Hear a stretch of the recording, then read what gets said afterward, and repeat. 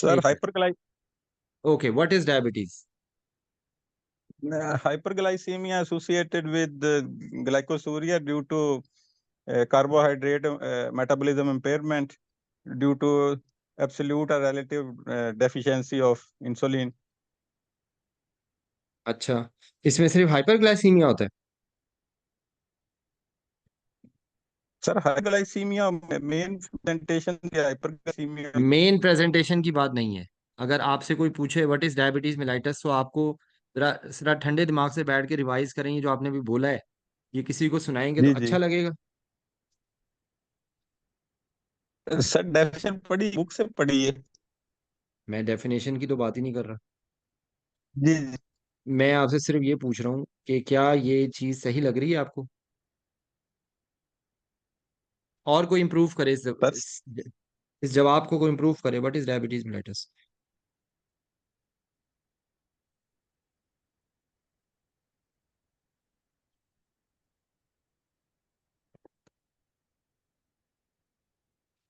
जी, आप लोगों में से कौन AI आसिम्स और बिलाल और उस्मान इलियास, आप लोगों का भी वाइवा है या नहीं?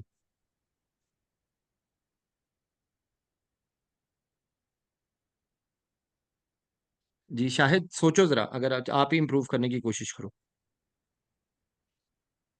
सर इसमें जाहिर देखें, हाइपरग्लाइसीमिया मेन. अच्छा चले, एक मिनट, एक सेकंड, शुरू कहाँ से करेंगे? इसमें बेसिक प्रॉब्लम क्या होती है?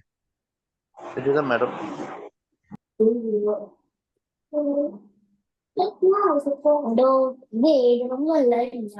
जी, बेसिक प्रॉब्लम कहाँ स्टार्ट कहाँ से होती है? डेफिशिएंसी इंसुलिन से उसकी बीटा सेल से इसकी जो प्रोडक्शन हो रही डेफि होती है वो कम हो जाती है. सिर्फ डेफिशिएंसी होती है? डेफिशिएंसी से भी पहले एक चीज और होती इन है। सर इनसेंसिटिविटी भी हो जाती है. रेजिस्टेंस जी होती है इंसुलिन. जी, यहाँ से मामला, कहानी स्टार्ट यहाँ से होती है। ठीक है, इंसुलिन की जी सर. रेजिस्टेंस होती है। इंसुलिन की जी रेजिस्टेंस जब होगी तो सेल्स तो चीखे मार रहे होंगे कि भाई हमें ग्लूकोज नहीं मिल रही, हमें इंसुलिन के जो सारे फंक्शंस हैं वो रुक रहे हैं। जब वो चीखे मारेंगे तो बीटा सेल्स क्या करेगा? बीटा सही सेल्स का है क्या प्रोडक्शन रिस्पॉन्स? भी. मतलब लाइक ये कि ओवर थप्पड़, मतलब बेसिकली आप ये समझ लेना कि इंसुलिन की रेजिस्टेंस हो रही है तो बीटा सेल्स के ऊपर जोर पड़ रहा है। M I right? Ji sir. जब बीटा सेल्स पे जोर पड़ेगा तो वो एग्जॉस्ट हो जाएंगे। कोई भी चीज ओवर वर्क करेगी तो ओवर वर्क से उसका फायदा तो नहीं होगा ना। ठीक है, जी सर. तो बेसिकली अच्छा, अब अगले स्टेप में आ जाएं, इंसुलिन के फंक्शंस क्या होते हैं? सर ये अपटेक करती है ग्लूकोज की मसल सेल में और एडिपोज टिश्यू में. हम्म, ग्लाइकोजन मतलब ग्लाइकोजन बनाती है और फैटी एसिड सिंथेसिस करती है. हाँ, अब आप और आहिस्ता इनकी आहिस्ता, क्या. आपकी यादाश्त वापस आ रही है, जरा सोचे बेटा। आप मुझे ये बताइए कि ये सिर्फ आपने अभी तक पूरी तरह से लफ्ज नहीं बोल रहे। मुझे ये बताइए कि इसमें क्या सिर्फ ग्लूकोज की प्रॉब्लम होती है यार? ओवरऑल मेटाबॉलिज्म जो है फैट जी, मेटाबॉलिज्म बहुत और बहुत शुक्रिया, प्रोटीन मेटाबॉलिज्म. बहुत प्रोटीन बहुत शुक्रिया। मेटाबॉलिज्म. मैं यही आपसे सुनना चाह रहा हूँ, यही मैं आपको बताना चाह रहा हूँ कि ये इट्स नॉट हाइपरग्लाइसीमिया ओनली। ठीक है, इट्स इट जी it's it's it's a disorder of metabolic pathways. ठीक है, जिसके अंदर, जिसकी जी वजह से सारे जो जो मेटाबॉलिक एक्टिविटी है ना, वो प्रॉब्लम में आ गई है। ठीक है, मतलब it's not only problem of carbohydrate नहीं है. Carbohydrate metabolism. कार्बोहाइड्रेट. ये अगर आप इसको खोल के देखें ना, पढ़ें, कोई बंदा, वो अगर किसी के पास है वो जूलियन बार्कर, तो जूलियन बार्कर के अंदर जो उनके इंसुलिन के इफेक्ट लिखे हुए हैं, ऐसे तो किसी भी किताब से कोई सोच अगर कोई रिप्रोड्यूस कर सकता है इंसुलिन के एग्जैक्ट बुकिश क्या क्या इफेक्ट्स होते हैं, इंसुलिन के क्या क्या फंक्शंस होते हैं। ठीक है ना, तो वो सारे फंक्शन खराब हो जाएंगे। ठीक है, जब वो सारे फंक्शंस खराब होंगे तो उसकी वजह से जो जो इफेक्ट्स आएंगे वो आएंगे। ठीक है, जी जी. अच्छा, अच्छा, क्योंकि याद रखें बात कि एग्जैक्ट वर्ड्स जरूरी नहीं है।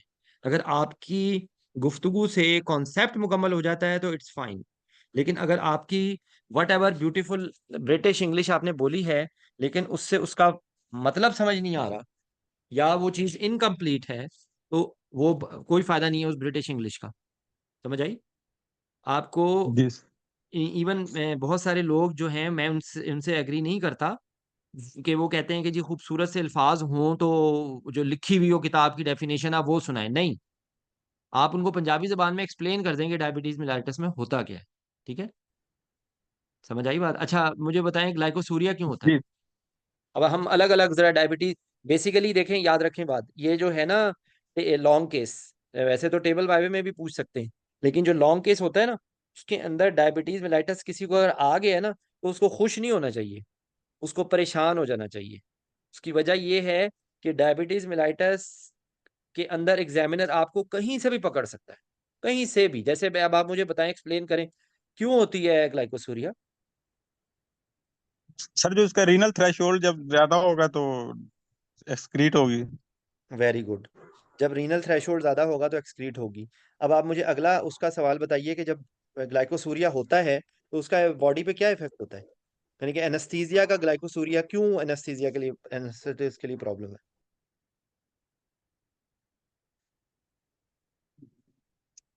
क्यों प्रॉब्लम सर, ये तो देन सोचो जरा। जब, अच्छा चलो मैं हिंट दे देता हूँ, डीके में क्या होता है? उसमें सर डिहाइड्रेशन होती है, हाँ जी, एसिडोसिस होता है और देखो हाइपोकलीमिया होता है। एक सेकंड, हाँ जी हाँ जी हाँ जी, एक सेकंड एक सेकंड, सिर्फ डिहाइड्रेशन पे। अब सोचो जरा, डी है ग्लाइकोसूरिया और डिहाइड्रेशन का कोई ताल्लुक है? हाइपर वो उस ऑस्मोटिक प्रेशर उस प्लाज्मा का ज्यादा होगा तो उससे डायूरेसिस होगी तो बहुत बहुत डिहाइड्रेशन होगी। शुक्रिया, बहुत बहुत शुक्रिया। आप माशाल्लाह इंटेलिजेंट हो। आई विश कि आप किताबों से बाहर निकलोगे तो आपको सारी बातें समझ आ जाएंगी। ठीक है, तो ग्लाइकोसूरिया का एनेस्थेटिस से ये ताल्लुक है, डिहाइड्रेशन। अगर जी ज्यादा डिहाइ होगी तो ये प्रॉब्लम होगी। अब अलग अलग हम चीजों को देखते हैं, क्योंकि यही वो आपसे सवाल पूछेंगे। वो आपसे थोड़ा डिफरेंट जी सर। अंदाज में पूछेंगे, मैं आपको समझा रहा हूँ, अगर आपको समझ आ जाएगी तो आपसे वो जो मर्जी बकवास करेंगे आप उनकी बकवास को टैकल कर लेंगे। मुझे बताएं कि जो होती है ये रेटिनोपैथी क्यों होती है डायबिटीज में? रेटिनोपैथी क्यों होती है?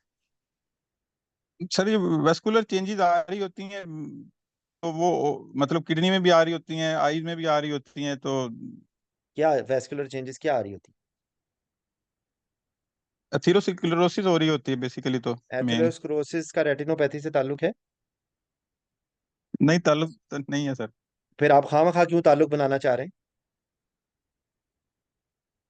इनमें हम, कैटरेक्ट ज्यादा होता है, आई आई चेंजेस में सर जो पढ़ा है वेरी मैंने, गुड। मतलब कैटरेक्ट के अब अब चांसेस ज्यादा अब होते हैं। अब आपने हाथ में कुल्हाड़ा पकड़ लिया है और अब आप कुल्हाड़ा अपने ऊपर मारने लगे। ये आपने बेसिक डिफरेंस ही आपने खत्म कर दिया है, मैक्रो वेस्कुलर और माइक्रो वेस्कुलर का बेटा। जी सर। ठीक है, जो आप बता रहे हो ना ये जी मैक्रोवास्कुलर प्रॉब्लम है। जो मैक्रोवास्कुलर प्रॉब्लम है दैट सही इज रिलेटेड टू एथेरोस्क्लेरोसिस। ठीक है, सही इसके सही। अंदर हेमरेजेस होते हैं, डॉट हेमरेज, ब्लॉट हेमरेज, और फिर होती है न्यू वेस्कुलराइजेशन। ठीक है, सही। जी सर। और कोई भी लाइक एनी अदर प्लेस जो हाइपरग्लाइसीमिया है उसकी वजह से जो है ना वेस्कुलर एबनॉर्मेलिटीज हो रही हैं, वो माइक्रोवेस्कुलर लेवल पे भी हो रही है और मैक्रोवेस्कुलर लेवल पे भी हो रही है। तो न्यू वेस्कुलराइजेशन होती है, जी उससे प्रॉब्लम होती है। इसलिए जो डायबिटिक रेटिनोपैथी होती है ना उसका इलाज किस तरह किया जाता है? लेजर से। ये इससे ताल्लुक नहीं है, ये बेसिकली लेजर के लिए भी ये पेशेंट्स आते हैं। ठीक है, तो ऑर्गन लेजर के लिए, हाँ। उसको लेजर से, हाँ वट मुझे लेजर का नाम नहीं पता, लेकिन लेजर से उसको ट्रीट किया जाता है। ठीक है, जी तो सर। चीज चीज कोरिलेट हो गई। अब आपने रेटिनोपैथी को डायग्नोज कैसे करते हैं, क्योंकि वो आपसे पूछ सकते हैं ना टेस्ट में, या आपको पता होना चाहिए। फंडोस्कोपी फंडोस्कोपी करेंगे। फंडोस्कोपी करेगा ऑप्थेल्मोलॉजिस्ट। ऑप्थेल्मोलॉजिस्ट। ठीक है, ये जो हमारा जी एक दिमाग में होता है ना, मेडिसिन वाले ने करना है, मेडिसिन वाले का कोई काम नहीं है fundoscopy. It's a specialised job. Retina की प्रॉब्लम को देखने के लिए आपको पेपल को डायलेट करना पड़ेगा, ऐसे नहीं होता हवा में खाली पकड़ के वो रख के नहीं देखना होता। ये fundoscopy by specialist specialised ophthalmology team. ठीक है, इसमें सिम्टम क्या होता है? जी। किस में सर, इसमें रेटिनोपैथी में? रेटिनोपैथी में जी। विजन का इशू होगा। Visual field effects. आप विजन हो बड़े इंटेलिजेंट, विजन हो इंटेलिजेंट, देखो आपने ये बता दिया कि विजन की प्रॉब्लम होगी। ठीक है जी। तो वहां वहां पर भी इसी तरह ही हंसते मुस्कुराते जवाब देना। ठीक है। जी ये सर। ये ये समझ आ गई। सही। बस इतना इतना अगर आपको पता है तो आपको आपको आप पास हो। ये इसके अलावा 75 चीजें पढ़ लो। लोग तो कहते हैं इनाम दानिश पढ़ो जी। व्हाट अ पिटी। मतलब दिस इज डिजास्टर। इनाम दानिश जो मेडिसिन वाले पढ़ रहे हैं फाइनल ईयर वाले, उनके ऊपर भी एक जुल्म हो रहा है, और अब आप पोस्ट ग्रेजुएशन कर रहे हैं और अब एक थर्ड क्लास किस्म की सोर्स से पढ़ना चाह रहे हैं। This is disaster. आपको बस इतना भी अगर पता है ना, that's more than enough. Nobody can fail you, I can guarantee you. अगर इससे ज्यादा डिटेल वो पूछ रहे हैं तो वो सिर्फ आपको तंग कर रहे हैं, वो फेल पास नहीं करेंगे इस पे। ठीक है।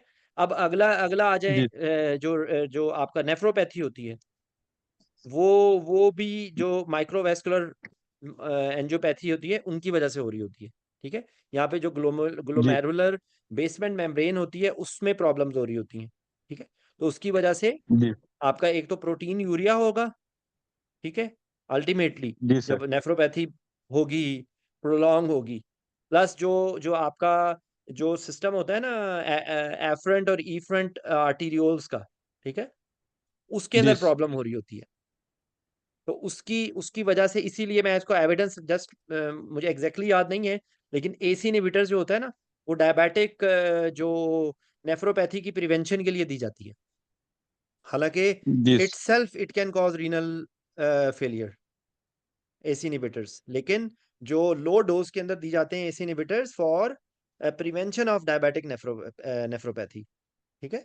तो इसके अंदर प्रोटीन्स, अब जी आपको क्लिनिकल कोरिलेशन क्या होगा? अगर प्रोटीन यूरिया होगी तो एनेस्थेटिक्स के लिए क्या इंपॉर्टेंट होगी चीज?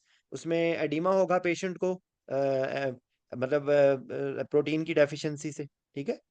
मतलब जी बेसिकली देखो, ये सारी चीजें आपस में को रिलेटेड है। तो इसके अंदर आप यूरिन कंप्लीट करवाएंगे, उसके अंदर आप कीटोन्स देखेंगे, उसके अंदर आप प्रोटीन्स देखेंगे, उसके अंदर आप शुगर देखेंगे। ठीक है। जितनी जितनी ज्यादा ब्लड में शुगर, सॉरी, यूरिन में शुगर जा रही होगी, उतने ज्यादा इन्फेक्शन वगैरह के चांसेस होंगे, यूटीआईज के चांसेस होंगे। तो ये बेसिकली देखो, अब आपको अगर दिमाग में समझ आ गया, अब आपको रट्टा मारने की जरूरत नहीं है, और अब आप वहां पर बिल्कुल यकीन करो फ्लुएंट पंजाबी में जवाब दोगे इसका, अगर आपको समझ आ गया। अगर आपको समझ नहीं आया और आप किताब के सफा नंबर 75 को याद कर रहे हो, you can never recall so many things in the exam. ठीक है। तो इसके अंदर प्रॉब्लम क्या जी होगी? आमतौर पे नेफ्रोपैथी के अंदर प्रॉब्लम पता चलेगी, डायबिटीज का डायग्नोसिस भी हो सकता है इससे, कि किसी पेशेंट को इन्फेक्शन हो रहा है, यूटीआई हो रहा है, उसका टेस्ट किया यूरिन का तो पता लगा उसमें ब्लड शुगर आ रही है। ठीक है। तो basically it can be a जी प्रेजेंटिंग। और वो जो अर्जेंसी और फ्रीक्वेंसी वगैरह जो होती है, वो एक्चुअली वो हाइपरग्लाइसीमिया की वजह से ही हो रही होती है ना, क्योंकि डायूरेटिक इफेक्ट हो रहा होता है। तो डायूरेटिक इफेक्ट जी की वजह से ये सारी प्रॉब्लम्स हो रही होती है। ठीक है। अब अगली चीज आ गई, आपकी जो है वो मैक्रोवेस्कुलर्स। ठीक है। हाँ सॉरी, इसके अंदर एक और चीज रह गई है, वो जो ऑटोनॉमिक है। ठीक है। तो जी सर। ऑटोनॉमिक में क्या क्या चीजें आती हैं, प्रॉब्लम्स क्या क्या होती हैं ऑटोनॉमिक की सर वजह से? उसमें रेस्टिंग टेकिकार्डिया होगा, पोस्चरल हाइपोटेंशन होगी, गैस्ट्रोप्रीसिस होगी, और इम्पोर्टेंस होगी, स्वेटिंग होगी, और रिस्पॉन्स टू एट्रोपिन और प्रोप्रेनालोल वो डिक्रीज होगा, decrease in heart rate variability होगी। Very good. यानी कि बेसिकली देखो, नाम से ही पता लग रहा है कि ऑटोनॉमिक सिस्टम जो कुछ कर रहा है ना, वो ऑटोनॉमिक जी सिस्टम जो है वो बेचारा परेशान हो जाएगा। ठीक है। अगर आप बैठे हुए हैं, खड़े हो रहे हैं, तो पूलिंग हो रही है, पूलिंग के रिस्पांस के तौर पे बेरोसेप्टर रिफ्लेक्सेस आ रहे हैं, आपको टैकीकार्डिया होना चाहिए, आपको फॉरन सिंपैथेटिक स्टिमुलेशन होनी चाहिए, वेजो कंस्ट्रिक्शन होनी चाहिए, ताकि ब्लड प्रेशर मेंटेन हो। ये नहीं होगा हम खड़े हुए चक्कर आ गए। ठीक है। खड़े हुए जी और जी आपको चक्कर आ गए बिकॉज चक्कर। Of posture hypotension. तो वो आपसे अगले स्टेप में जो डिटेल्स में, आई एम नॉट श्योर कि आप लोगों का लॉन्ग केस किस तरह होता है, जो एफसीपीएस वाले लोग हैं उनके उनके लिए जो है वो इसी तरह होता है कि वो कहते हैं कि भाई बिठा के ब्लड प्रेशर चेक किया, फिर खड़ा करके चेक बीपी। किया। ठीक है। तो आप मतलब जी बेसिकली वो आपको यही चीज वहां पे शो करके देनी है। ठीक है। जी इसी तरीके से रेस्टिंग टैकीकार्डिया जो है वो आप उसकी जो है वो क्या नाम है उसका, और किसी रीजन को रूल डीप आउट करके ब्रीदिंग। आप, हाँ जी, हाँ, नहीं नहीं, वो और होता है, वो चीज होती है जो नॉर्मल रिस्पांस होता है ना, आर एक तो जी सर। नॉर्मल आर वेरिएबिलिटी होती है विद इंस्पिरेशन, वो नहीं होती इसके अंदर। ठीक है। जी जो वीनस रिटर्न का जो चेंज आती है वो नहीं होगा। गैस्ट्रोपरीसिस जो है पेशेंट को क्या इंडाइजेशन की सिम्टम्स होंगे, पेशेंट कहेगा कि मेरी फुलनेस हो रही है, थोड़ा सा खा के फुलनेस हो रही है, टिकारें आ रही हैं, यही सवाल आपने उनसे पूछने हैं, ठीक है। और एक्चुअली ये जब जिस आप लॉन्ग केस की प्रिपरेशन जब ये मैं आप मुकम्मल करेंगे ना, तो आपको होगा कि आप अपने क्वेश्चंस को तरतीब दे दें। हर जिस्म के ऑर्गन पे हाथ रख के उसके 3-4 सवाल पूछ लें और उन्हीं में बीमारियाँ रूल आउट हो जाएँगी। M I right? क्योंकि यही यही जिस गैस्ट्रोपरेसिस की तरह के ही सिम्पटम्स जो हैं वो लिवर फेलियर में भी हो सकते हैं, रीनल फेलियर में भी हो सकते हैं। ठीक है? तो जब आप वहाँ पे जी लॉन्ग केस में प्रिपेयर कर रहे हैं तो आपके सवाल मेथोडिकल होने चाहिए। ये नहीं कि बाबा जी जो बता रहे हैं वो बाबा जी के सवालों पे आप चल रहे हैं। अगर आप जो लोग लॉन्ग केस में फेल होते हैं याद रखें, वो पहले से प्रिपेयर्ड नहीं होते। उनको ये नहीं समझ आता कि हमने वहाँ सवाल क्या पूछने। वहाँ पर आप लोगों ये तो मैं आप लोगों को समझा रहा हूँ। इस वक़्त right now I am not teaching you telling you a specific long case. इस वक़्त मैं आपको बता रहा हूँ कि वो पीछे जो सवालात को अंडरस्टैंडिंग कर मैं आपको बताना चाह रहा हूँ। लेकिन आपको थोड़ी देर के बाद आपको जब आप एग्ज़ाम के लिए जाएँ तो आप लोगों को बिल्कुल ये क्लियर कॉन्सेप्ट होना चाहिए कि वहाँ पर आप जो सवाल पूछ रहे हैं उनकी रीज़न्स क्या हैं। आप सवाल वो क्यों पूछ रहे हैं, ठीक है ना? आपने वहाँ पर एक सोचें कि आपने कोई एक लफ्ज़ भी बगैर किसी रीज़न के नहीं पूछना। कोई एक लफ्ज़ भी जो आपने पूछना है उसकी रीज़न होनी चाहिए, ठीक है? तो ये सारी जिस चीज़ें हो गई। अच्छा अब ये जो ऑटोनॉमिक प्रॉब्लम है, इसको आपने ईसीजी के लिए ज़रिए देख लेंगे आप। आपका ब वैसे तो ये एडवांस चीज़ है लेकिन आपको पता होना चाहिए अल्ट्रासाउंड के ज़रिए आप रेज़िडुअल स्टमक का वॉल्यूम देख सकते हैं, ठीक है? बेसिकली जिस ये क्लिनिकल डायग्नोसिस होता है, इसका कोई स्पेसिफिक टेस्ट नहीं हो सकता, सिवाय इसके कि आपने ब्लड प्रेशर चेक कर लिया, आपने इसी अब जो ये सारी चीज़ें, अब इनका एनेस्थीसिया से क्या रेलेवेंस है, बाकी जो चीज़ें अभी हमने देखी हैं, उनमें मैं 1-2 क्लिनिकल रेलेवेंस आपको बताना भूल गया। डिहाइड्रेशन है तो आपने फ्लूइड को अच्छी तरीके से रिप्लेस करना है। रेटिनोपैथी है अगर ऑलरेडी और अब आप रेटिनोपैथी वाला पेशेंट थिएटर में आ गया है, तो अगर आपको ये नहीं पता होगा कि इसके अंदर रेटिनोपैथी अब आपने हाइपोटेंशन कर दी। अब आपने आँख के ऊपर ज़्यादा प्रेशर डाल दिया, ठीक है? आपने जो है वो जिस कोई भी ऐसा फैक्टर कर दिया जिससे वो गिरती हुई दीवारों को एक धक्का और दो। वो पहले ही बेचारे मुश्किल में आपने पकड़ के और उसको ज़ोर लगा दिया, ठीक है? जिस पेशेंट में डायबिटिक जिस नेफ्रोपैथी हो रही है, अब आपने इंट्राऑपरेटिवली फिर वही हाइपोटेंशन आपने ज़्यादा कर दी। आपने रीनल परफ्यूजन प्रेशर को मेंटेन नहीं रखा। बाय द वे कितना होता है renal perfusion pressure minimum? Renal perfusion profession sir 80 ये आपके 80 to टिप्स में होना 180। चाहिए। ये अगर 80 to आपको 1 कोई अगर आपको इंट्यूबेट करके के पूछे ना, तो वो भी आपको ये पता होना चाहिए 80 टू 180, 60 टू 160। ये वो चीज़ें 60 हैं to कि 1 जो कभी भी आपको नहीं भूलनी चाहिए, ठीक है? ये आपको at any cost you should never ever forget these things, ठीक है? अच्छा, तो आपने आपने परफियूम प्रेशर को मेंटेन नहीं रखा और दूसरा आपने क्या काम नहीं किया? दूसरा काम आपने ये किया कि आपने उसको पकड़ के एनसेड्स दे दिए। ठीक है? आपने पकड़ के उसका उसकी कोई ऐसी है जिसमें रिट्रैक्शंस हो रही हैं। तो यानी कि in these patients you have to avoid further renal risk, ठीक है? अगर एक पेशेंट है जिसको जिस नेफ्रोपैथी है, उसका अभी बेशक क्रिएटिनिन नहीं आया तो आपको कंट्रास्ट इंड्यूस्ड नेफ्रोपैथी से बचाना है। कहने को तो वो क्रिएटिनिन उससे आप कहेंगे। क्रिएटिनिन क्या एक अच्छा इंडिकेटर है? येस और no? No sir. No no why? Why? Why?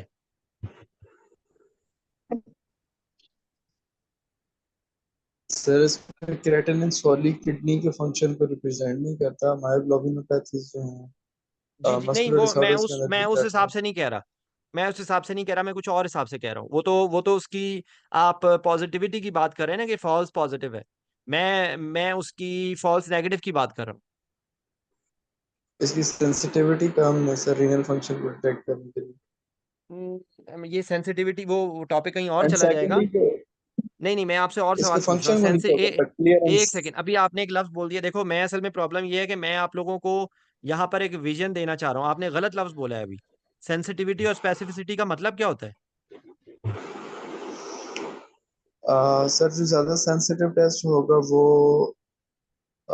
उसके अंदर जो है वो फॉल्स पॉजिटिव्स कम होंगे। फॉल्स पॉजिटिव कम होंगे या आप अदर वे अराउंड कर रहे हैं? सही जुमला फॉल्स बोलें। नेगेटिव यानी कि मतलब अगर वो एक चीज मैक्सिमम जो डिजीज लोग हैं उनको डिटेक्ट करेगा, पिक हाँ करेगा। जी, अगर वो पॉजिटिव आ गया है तो इसका मतलब है कि बहुत ज्यादा चांसेस हैं कि डिजीज है, ठीक है। और जो स्पेसिफिसिटी होती है वो क्या मतलब होता है? स्पेसिफिक टेस्ट सर, नहीं ये मुझे पता था but right now I am just block. असल में प्रॉब्लम ये है कि ये वो चीजें हैं कि जो हमें कोई बचपन से लेके 55 तक कोई नहीं पढ़ाता, ठीक है। और ये सबसे इंपॉर्टेंट है। मुझे ना बेचारे मिस्कीन अपने कम्युनिटी मेडिसिन के टीचर्स याद आ जाते हैं, जो बेचारे गरीब पढ़ाते रहते थे स्टैटिस्टिक्स और कभी भी नहीं उनको लिफ्ट कराई। और अब शर्म आती है कि इंटरनेशनल फोरम पे मैं अगर अपने अपने कैरियर को देखूं, अल्हम्दुलिल्लाह मेरे पास बहुत सारी अचीवमेंट्स हैं, लेकिन इस चीज़ में मैं बिल्कुल अपने आप को बेबस महसूस करता हूँ कि मुझे बिल्कुल रिसर्च नहीं आती। बेसिकली ये रिसर्च और स्टैटिस्टिक्स ये सारी चीज़ें मैं बहुत कोरा हूँ। स्पेसिफिक का मतलब ये है कि अगर एक कोई टेस्ट नेगेटिव है तो इस बात के चांसेस बहुत ज़्यादा हैं कि वो बीमारी नहीं होगी, ठीक है। समझ आई कि अगर एक टेस्ट नेगेटिव है तो इस बात के बहुत ज़्यादा चांसेस हैं कि वो बीमारी नहीं है। समझ आई। तो ये है कि ये इस हिसाब से इसकी स्पेसिफिक नहीं है ये टेस्ट। ये सेंसिटिव है लेकिन स्पेसिफिक नहीं है, सेंसिटिविटी भी नहीं है। अब आप कह लें कि चलें, ये भी मैं कह सक अब आपकी जो आपने जो जब बात की थी ना, उसी उसी हिसाब से ये बहुत अच्छा सेंसिटिव भी नहीं है। तो मतलब ये है कि ये क्रेटिनिन उस वक्त बढ़ता है जब किडनीज बहुत ज्यादा डैमेज हो जाए। थोड़े बहुत डैमेजिंग में एक सिंगल मतलब आई अगर अगर एक्यूटली कोई प्रॉब्लम है, जैसे फॉर एग्जांपल अगर कोई बंदा बहुत ज्यादा एंसिड्स ले रहा है तो उसकी क्रेटिनिन थोड़ी देर के लिए बढ़ेगी और फिर कम आ जाएगी, ठीक है, वो एक ट्रांजिएंट चेंज है। लेकिन अगर अगर फॉर एग्जांपल उस जो एक पेशेंट है जिसकी किडनीज डैमेज हो गए हैं, तो जब उसका बहुत ज्यादा डैमेज हो जाएगा ना तब क्रेटिनिन बढ़ेगा, ठीक है। तो हो सकता है थोड़ा बहुत डैमेज हो लेट रहा हो लेकिन क्रेटिनिन नॉर्मल हो। समझ आई। ये ये इसकी बेसिकली है चीज, ठीक है ना। तो ये मतलब creatinine is not a good test to 100% identify. कौन सा टेस्ट से ज्यादा बेहतर तौर पे आइडेंटिफाई होता है नेफ्रोपैथी? सर क्रिएटिनिन क्लियरेंस या जीएफआर से। वो भी है। उसके अलावा अल्ट्रासाउंड, जो उसमें कॉर्टिकोमेडुलरी डिफरेंशिएशन देखते हैं ना, उससे ज्यादा बेहतर तौर पे पता चलता है। अगर मैं गलत नहीं हूँ, correct me if I am wrong, क्योंकि ये मैं आपको आज जस्ट अपने क्लिनिकल एक्सपीरियंस से बता रहा हूँ, ये कहीं मैंने पढ़ा नहीं हुआ ये चीज़ ना। ये मैं आपको जस्ट अपने में क्लिनिकल एक्सपीरियंस है। ये कॉर्टिकोमेडुलरी डिफरेंशिएशन जो है ना, उससे ज़्यादा बेहतर तौर पे पता चल जाएगा कि किडनी वाकई में डैमेज हो गए हैं या नहीं, ठीक है। जो बाकी जितने भी टेस्ट हैं वो इनडायरेक्टली आपको बता रहे होते हैं। प्रोटीन यूरिया की बहुत सारी रीजन हो सकती हैं उससे स्पेसिफिक, लेकिन ये जो होता है इससे आपको ज़्यादा बेहतर ठीक है। तो नेफ्रोपैथी के बारे में हम लोगों ने कुछ बातें डिस्कस कर ली। न्यूरोपैथी के, हाँ, न्यूरोपैथी को टेक चेक करने के लिए और कोई टेस्ट हो सकता है? ये वैसे ही मैं, क्योंकि एक तो न्यूरोपैथी होती है आपकी ऑटोनॉमिक ना, एक इसके अंदर सेंसरी और मोटर भी होती है, ठीक है। मोटर में आपके पेन्स वगैरह जो होते हैं वो होते हैं, वीकनेस भी होती है। जो सेंसरी होती है उसके लिए एक लफ्ज क्या यूज होता है, ग्लव एंड स्टॉकिंग, इस तरह करके चीज होती है ना कोई। जी सर, ये मुझे बहुत अच्छी तरह ग्लव याद नहीं है। स्टॉकिंग इन्वॉल्वमेंट होती ग्लव एंड स्टॉकिंग इन्वॉल्वमेंट है। और उसमें आपको अच्छा, सेंसरी न्यूरोपैथी की वजह से कोई प्रॉब्लम होती है डायबिटिक्स में? है सर। इनके अंदर अल्सर हाइपोएस्थीसिया बन होती सकते है। हैं। जी। अल्सर बन सकते हैं सर, अगर पाँव पे दायर हो रही है तो इंसेंसिटिव होगा तो हीट से या मतलब बेसिकली ट्रामा से हो पेन सकता है। पेन को आइडेंटिफाई नहीं कर पाएगा ना। तो वहां पर वैसे ही जी जी। हाइपरग्लाइसीमिया है तो इन्फेक्शन वैसे ही प्रोन है। और उसको क्योंकि वो मतलब sensory insensitivity sir sensory neuropathy है, तो वो पेशेंट को सही तरह पेन भी नहीं हो रही, पेशेंट को आइडेंटिफाई भी नहीं हो रहा, ठीक है। इसलिए ये वैसे एक मैसेज है, हेल्थ मैसेज है, कि कहा जाता है कि डायबिटिक्स को अपने पाँव का इस तरह ख्याल रखना चाहिए जिस तरह एक कुंवारी लड़की अपने चेहरे का ख्याल रखती है। ये जुमला बोला जाता है, ठीक है, कि डायबिटिक्स को अपने पाँव को इस तरह क्लीन रखना चाहिए और उसका ऐसे ख्याल रखना चाहिए जैसे एक कुंवारी लड़की अपने चेहरे का ख्याल रखती है, ठीक है। तो ये एक अलग एक बात हो गई। अच्छा, उसके बाद आपकी मैक्रोवैस्कुलर कॉम्प्लिकेशंस, ठीक है। तो जो एथेरोस्क्लेरोसिस होती है वो उसकी कहाँ कहाँ पे एविडेंस आता है बॉडी में? सर ब्रेन के अंदर कार्डियक। आते हैं, हार्ट के अंदर। सीवीए हो गया, हार्ट के अंदर हो गया, और पेरिफेरल वास्कुलर डिजीज के अंदर। Peripheral vascular disease. अब आपको इन तीनों के बारे में अलग अलग थोड़ा सा पता होना चाहिए। जो सीवीए ऑब्लिक टीआईए, ठीक है, तो सीवीए और टीआईए के अंदर वो आपको डिफरेंशिएशन बुकिश पता होनी चाहिए कि कितनी देर से ज्यादा हो तो फिर आप उसको टीआईए कहते हैं, और कितने तक हो तो वो टीआईए होता है। और उसके अंदर सेंसरी प्रॉब्लम्स भी हो सकती हैं, मोटर प्रॉब्लम्स भी हो सकती हैं, कोई भी क्रेनियल नर्व्स की इन्वॉल्वमेंट भी हो सकती है, कोई भी न्यूरोलॉजिकल डेफिसिट हो सकता है जो कि फुली रिकवर कर जाए या जो रह जाए। ठीक है। तो उसके बाद जो है, इसको चेक करने के लिए सेरेब्रल एंजियोग्राफी होती है, कैरोटिड डॉपलर होता है। ठीक है। और सीटी एंजियो होता है। ये मैंने पहले भी एक दो दफा जिक्र किया है कि कैरोटिड डॉपलर जो होती है ना, उससे डायनामिक स्टडी होती है, और जो सीटी एनजीओ होता है वो स्टैटिक स्टडी होती है। ठीक है। तो जो इसके इसके भी आप सेंसिटिविटीज वगैरह देख सकते हैं कि कितनी होती है, क्या होता है। मैं लॉजिकली जो है इन दोनों के कॉम्बिनेशन से बहुत आपको एग्जैक्टली पता चल जाएगा। ठीक है। लेकिन इसको कहा जाता है कि गोल्ड स्टैंडर्ड है सीटी एनजीओ। ठीक है। और उसमें बेसिकली ये आपको यहाँ पे पता होना चाहिए कि जब भी प्रॉब्लम होती है वो आपको जो सर्कल ऑफ विलस होता है ना, वो उसके हिसाब से प्रॉब्लम होती है। ठीक है। अगर सर्कल ऑफ विलस में कोई प्रॉब्लम जब तक नहीं होगी तो हो सकता है कंपनसेशन होती रहे और कोई सिम्टम्स ना आए। तो सीवीए या जब टीआईए उस वक्त होता है कि जब वो कंपनसेटरी मैकेनिज्म्स फेल हो गए। ठीक है ना। तो ये प्रॉब्लम हो गई। तो अगर किसी को सीवीए है ना, तो ये एक क्लिनिकल रिस्क फैक्टर है। ठीक है। तो ये एक बहुत इंपॉर्टेंट है, जब आपने सवाल पूछने हैं ना, तो ये सवाल आपका 5 क्लिनिकल रिस्क फैक्टर्स हम लोगों ने पिछली दफा जो डिस्कशन की थी उसमें भी हमने डिस्कस किए थे। तो उनमें से एक क्लिनिकल रिस्क फैक्टर होता है, एक यहाँ पर क्रेटिनिन था, एक इंसुलिन डिपेंडेंट डायबिटीज मेलाइटस था, और साथ अगर यानी कि फॉर एग्जांपल एक ऐसा डायबिटिक है जिसमें कोई प्रॉब्लम नहीं है। ठीक है। वो हाइपरग्लाइसीमिया भी रहता है, लेकिन अभी तक ना तो उसको सीविया हुआ है, ना उसका क्रेटिनिन बढ़ा है, और ना इंसुलिन डिपेंडेंसी है। तो ये तीनों रिस्क फैक्टर नहीं है, अभी वो लो रिस्क फैक्टर्स में है, वो इंटरमीडिएट रिस्क में नहीं आया। इनको क्लिनिकल रिस्क फैक्टर्स भी कहते हैं, इनको ली रिवाइज कार्डिक रिस्क इंडेक्स में भी आता है। ये इसी को ही इंटरमीडिएट प्रेडिक्टर्स भी कहते हैं, इसी को ही क्लिनिकल रिस्क फैक्टर्स भी कहते हैं। मैं तीनों चारों लफ्ज में बार बार बोल रहा हूँ ताकि आपको पता लग जाए कि आपने कैसे आइडेंटिफाई करना है। ठीक है। ये इसके बारे में ये इस हद तक सीटी स्कैन होगा, एमआरआई होगा, और ये कैरोटिड डॉपलर होगा, और ये मैं आपको बता दिया क्लिनिकल डायग्नोसिस प्लस ये सारी चीजें, कैरोटिड डॉपलर। ये आपको इन्वेस्टिगेशंस के बारे में थोड़ा बहुत आइडिया होना चाहिए ताकि आप हैफजर्डली ना बोलें। ठीक है। अच्छा, उसके बाद हार्ट आ गया। हार्ट में क्या क्या चीजें होंगी और क्या क्या आप करवाएंगे। जो बोलना चाहता है आतिफ, अब आप बोलो। हाँ ठीक है। जी सर, हार्ट में साइलेंट क्या कुछ एमआई देखें। इसके अंदर होता है। Silent MI. और अनस्टेबल एंजाइना इसके अंदर होता है। सिर्फ अनस्टेबल एंजाइना, स्टेबल एंजाइना नहीं हो सकता। मतलब बेसिकली हो सकता है एंजाइना सर। होगा। एंजाइना होगा एंजाइना। इसको। Coronary vascular coronary artery disease. ठीक है। कॉरोनरी आर्टरी डिजीज होगी, और उसके बाद उसके जो रिस्पॉन्स में एंजाइना भी हो सकता है, एमआई भी हो सकता है, एरिथमियाज भी हो सकते हैं। ठीक है। और हार्ट फेलियर भी हो सकता है। तो ये तीनों चारों चीजें इसमें होंगी। तो आप इसमें क्या कुछ तरतीब, एक दफा हम लोगों ने डिस्कस किया था पहले भी, लास्ट टाइम भी ये मैंने आपको बताया था। ईसीजी हो गया, एको हो गया, और कौन कौन से टेस्ट होते हैं, हॉल्टर, एम्बुलेटरी बीपी। ठीक है। थैलियम स्कैन हो गया, और city thallium NGO, scan, thallium CT scan. NGO, उसके बाद आपका सीटी, कार्डिक सीटी, एनजीओ, कार्डिक सीटी हो गया। ठीक है। और एंजियोग्राफी हो गई। एनजियोग्राफ। ठीक है। और एक चीज और भी होती है, राइट हार्ट कैथ। जी। ठीक है।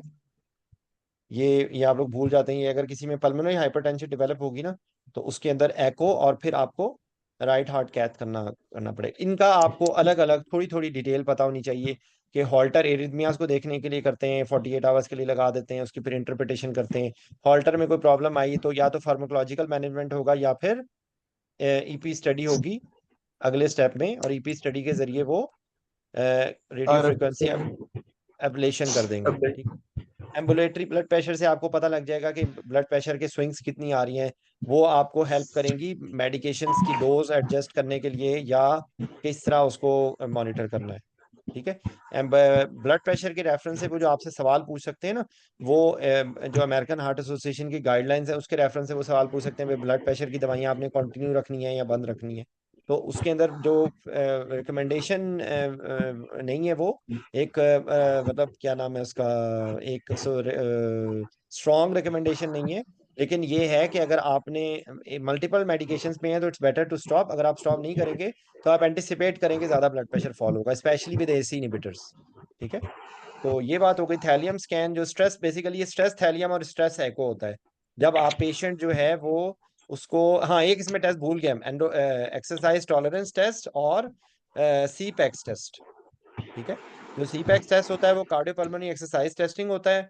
जो एक्सरसाइज टॉलरेंस टेस्ट होता है वो भी बेसिकली यही दोनों मिलते जुलते टेस्ट होते हैं। इसके अंदर कार्डियोपल्मोनरी रिजर्व दोनों का पता चल जाता है, और वो एक उसमें एनएरोबिक थ्रेशोल्ड होती है, और उसके अंदर जो है वो आपका मैक्सिमम ऑक्सीजन यूटिलाइजेशन होती है। ये सारा चीज़ें पता लग जाती है कि कितनी इसमें कैपेसिटी है वो करने के लिए। इसके अलावा इसी से रिलेटेड एक दो टेस्ट और होते हैं, वो शटल टेस्ट और वॉक टेस्ट, वो इतने इंपॉर्टेंट नहीं है, आपको थोड़ा सा पता आइडिया होना चाहिए। ठीक है, एको की हम लोगों ने पिछली दफा डिस्कशन की थी कि एको में क्या क्या फाइंडिंग्स देखनी है। वो मैं एक्चुअली रिकॉर्डिंग वो अपलोड करना भूल गया था, आप लोगों में से किसी ने याद भी नहीं कराया, तो वो फिर मैं इंशाल्लाह ये वाली भी कर दूंगा, वो वाली भी कर दूंगा। ये तो मैंने बार बार किया हुआ, इसलिए मैं आज इसको, क्योंकि हमने अगले स्टेप में डायबिटीज़ की बाकी चीज़ों को डिस्कस करना है, तो इसलिए यहाँ पर मैं स्किप करूंगा। ये चीज़ें पहले भी मैंने डिस्कस की हुई हैं। ठीक है, अच्छा, इससे आपको पता चल जाएगा कि भाई हार्ट में क्या प्रॉब्लम चल रही है, तो आप उस हिसाब से फिर एंटिसिपेट करेंगे जो है वो myocardial oxygen demand supply ratio के जो फैक्टर्स होते हैं वो आपको पता होने चाहिए। डिमांड किससे बढ़ती है, सप्लाई किससे कम होती है, ये इंट्राऑपरेटिवली आपने इसकी इंटरप्रिटेशन करनी होती है। ईसीजी की आप करेंगे, अगर ज़रूरत पड़ेगी तो आरटी। हाँ, अब ये इसी से रिलेटेड अब हार्ट में एक दो बातें और रहती हैं। वो इंपॉर्टेंट बात है कि आपने इन्वेसिव ब्लड प्रेशर मॉनिटरिंग करनी है। ठीक है, क्योंकि बिकॉज ऑफ ऑटोनॉमिक न्यूरोपैथी अब प्रॉब्लम ये होगी क्या डायबिटिक पेशेंट में रैपिड सीक्वेंस इंडक्शन करनी चाहिए? अगर करेंगे तो क्यों बिल्कुल करेंगे, और करेंगे तो क्यों प्रॉब्लम होगी? सर, गैस्ट्रिक स्टेसिस की वजह से एस्पिरेशन के चांस होते हैं, इसलिए रैपिड सीक्वेंस इंडक्शन करेंगे अगर लॉन्ग स्टैंडिंग है और उसमें लेकिन आपने रैपिड सीक्वेंस इंडक्शन में तो ठक करके प्रोपोफॉल आपने दे दिया। ठीक है, तो क्या ठक इंडक्शन, करके उसमें जब आपने, हाइपोटेंशन होगी। हाँ तो फिर हाइपोटेंशन होगी तो फिर खतरनाक चीज नहीं है ये? तो इट्स बेटर नाउ, अब बिल्कुल आप उनसे, खतरनाक है। आप उनको कहें कि रिस्क वर्सेस बेनिफिट आप देखेंगे। ठीक है, और आप ये भी कह सकते हैं कि भाई अगर अगर पॉसिबल है, इलेक्टिव केस है और आपके पास एक्सपर्टीज है, तो आप उसका रेजिडुअल वॉल्यूम देख लेंगे और उस हिसाब से आप डिसाइड करेंगे कि इसको रैपिड सीक्वेंस इंडक्शन की जरूरत है या नहीं। ये मैं आपको थोड़ा सा एडवांस आंसर बता रहा हूँ, लेकिन अगर आपको समझ है तो आप बता सकते हैं। ठीक है, कि अगर एक्सपर्टीज अवेलेबल है तो हम ये कर सकते हैं। Modified rapid sequence induction is a better answer, safe answer है, plus invasive blood pressure monitoring, या आप उसका इन्वेसिव ब्लड प्रेशर मॉनिटर करें। ठीक है, और आप उसको उसकी टाइट्रेटेड डोज दें, वेंटिलेशन भी इसमें कर सकते हैं विद प्रेशर्स लेस देन 15। ठीक है, और आपने ये जब आपने बोल दिया ना रिस्क वर्सेस बेनिफिट, तो आप सेफ हो गए। उनको बताएं कि भाई अगर रैपिड सीक्वेंस इंडक्शन करेंगे तो मरीज की हीमोडायनेमिक इंस्टेबिलिटी होगी, अगर हम नॉर्मल इंडक्शन करेंगे तो एस्पिरेशन का रिस्क होगा। तो जो मॉडिफाइड रैपिड सीक्वेंस इंडक्शन है वो, if it is available, it's a better choice with 1.2 milligram पर KG of rocuronium in the presence of this one टोकामेडेक्स। ठीक है, इसी वक्त एक बात मैं आपको रिवाइज कराना चाह रहा हूँ जो कि बहुत लोगों की फेवरेट है, वो जो होता है प्रेयर साइन, और जो डायबिटिक्स में जो जॉइंट्स की ग्लाइकोसाइलेशन हो जाती है जिसकी वजह से जॉइंट स्टिफ हो जाते हैं। ठीक है, तो उसमें लेरिंगोस्कोपी में प्रॉब्लम होती है, जो है आप उसकी पोजीशनिंग करने में, जो स्निफिंग पोजीशन है उसको क्रिएट करने में प्रॉब्लम हो सकती है। ठीक है, तो आपने इस चीज़ को रिस्क वर्सेस मैंने आपको बताया ना, तो ये आपको एयरवे से रिलेटेड जो बातें हैं वो भी आपको पता होनी चाहिए। ऑफ कोर्स आप एयरवे का भी तो एग्जामिनेशन करेंगे ही करेंगे। तो मतलब अभी तक आप लोगों को मैं हीमोडायनेमिक्स तक ले आया हूँ। पेरिफेरल वैस्कुलर डिजीज में क्या होता है, इंटरमिटेंट क्लॉडिकेशन होती है। ठीक है, तो इंटरमिटेंट क्लॉडिकेशन होती है तो उसमें क्या किया जाता है, उसमें डॉपलर किया जाता है लोअर लिम्ब का। ठीक है, तो लोअर लिम्ब के डॉपलर से फिर आपको पता लगता है कि इसमें क्या ब्लॉकेज। फिर अगले स्टेप में फिर आपने अगर इस किस्म की कोई हो तो आपने जुमला याद रखना है, वैस्कुलर टीम से आप इन्वॉल्व लेंगे। क्लियरेंस या वैस्कुलर टीम को इन्वॉल्व करेंगे, ठीक है। तो जो वैस्कुलर सर्जरी की टीम है वो बताएगी कि क्या करना है, उसके अंदर एम्बोलेक्टमी करनी है या बैलूनिंग करनी है, वटेवर। तो यहाँ तक अगर आपको इतना समझ आ गया है तो आपके बहुत सारे मसाइल हल हो गए। अब अगले स्टेप में जो चीज़ें आएंगी डायबिटीज़ के बारे में, वो उसकी एक तो मेडिकेशंस है, ठीक है। अनफॉर्चुनेटली मुझे मेडिकेशंस के नाम भूल जाते हैं, वो रट्टा है, लेकिन आपको जो कॉमन बात, मैं आपको जो कॉन्सेप्ट है वो दे दूंगा, बाकी रट्टे वाली चीज़ें आप पढ़ लीजिएगा। देखें, एक तो ज़हन में रखें कि मेडिकेशंस दो तरह की होती हैं। एक तो इंसुलिन लाइक होती है, ठीक है, जो एक इंसुलिन सिक्रीटोगॉग्स होते हैं, जो इंसुलिन को सिक्रीट करवाते हैं। जो इंसुलिन को सिक्रीट करवाते हैं ना, उनसे हाइपोग्लाइसीमिया हो सकता है, ठीक है। उससे ब्लड शुगर लेवल कम होकर हाइपोग्लाइसीमिया हो सकता है, ठीक है। या इटसेल्फ आप इंसुलिन ले रहे हैं, उसके अंदर भी हाइपोग्लाइसीमिया हो सकता है। तो ये एक इंपॉर्टेंट बात है। जो दूसरा ग्रुप होता है ना, वो होता है इंसुलिन की जो सेंसिटिविटी को बढ़ाता है। तो इंसुलिन की जो सेंसिटिविटी को बढ़ाती है वो मेटफॉर्मिन और उसके जैसी दवाइयां होती हैं, ठीक है। तो ये दो वाजे ग्रुप होते हैं। और फिर एक और मेडिकेशन होती है, कार्बोज होती है, ठीक है। जो जो यही यही मेडिकेशन का ग्रुप होता है, वो ग्लूकोज की एब्जॉर्प्शन को गट से रोकता है, ठीक है ना। तो यानी कि एक ग्रुप होता है जो इंसुलिन बनाता है, और जो दूसरा ग्रुप होता है वो ग्लूकोज की सेंसिटिविटी, सॉरी, ग्लूकोज की एब्जॉर्प्शन को वो कम करता है और इंसुलिन की सेंसिटिविटी को बढ़ाता है। तो ये जो मेडिकेशंस होती है ना, इनमें आमतौर पे हाइपोग्लाइसीमिया नहीं होता आमतौर पे, ठीक है ना।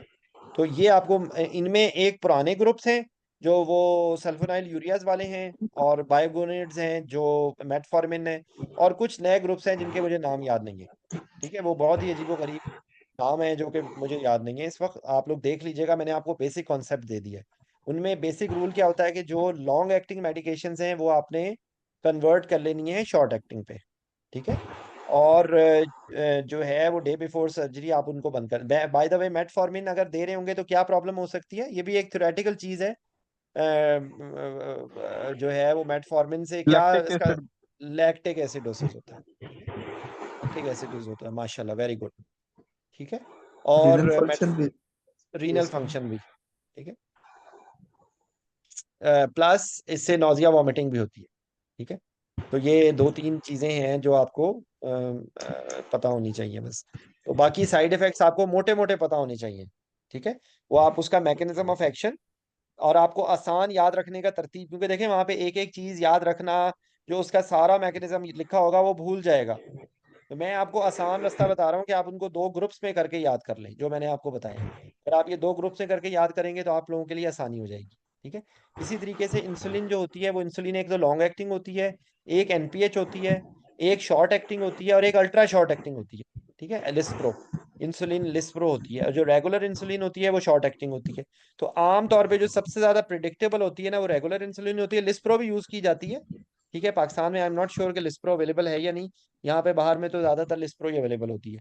तो लिस्प्रो का इफेक्ट जल्दी आ जाता है, और रेगुलर इंसुलिन का जो है वो उससे कम ड्यूरेशन होता है इसका, ठीक है। तो ये चीज इंपॉर्टेंट है। जब जब भी पेशेंट को इंसुलिन अगर मिल रही होगी, अभी मैं आपको मजीद बताता हूँ कि अगर पेशेंट है इंसुलिन पे तो आपने उसको कैसे मैनेज करना है, ठीक है। मैंने आपको बताया लॉन्ग एक्टिंग इंसुलिन को आप बंद कर देंगे, आप उसको कन्वर्ट कर देंगे रेगुलर इंसुलिन पे। आपको लिस्प्रो थ्योरेटिकली पता होना चाहिए, लेकिन एग्जाम में चैंपियन बनने की कोई ज़रूरत नहीं है, रेगुलर इंसुलिन के ही बारे में बात करें, ठीक है। Simple regular. अब रेगुलर इंसुलिन भी आपने चॉइस करनी है between IV bolus versus infusion, IV infusion versus सबकुटिनियस।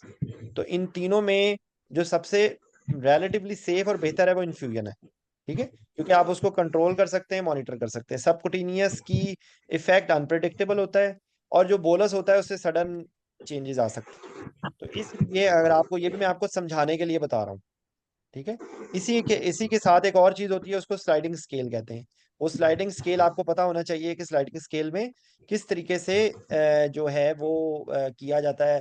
Blood sugar divided by 20-4 या पता नहीं 5 होता है। अभी तो किसी किसी जमाने में ये चीजें प्रैक्टिकली, क्योंकि यहाँ पर अब ऐसी की नहीं जाती है, तो इसलिए वो दिमाग से निकल जाती है। यही मेरे ख्याल -4 यही है ना formula, blood sugar in five milligram -5 है, हाँ। हाँ जी। Divided by 20 -5, divided by 20 minus, हाँ जी। Divided by 20 -5।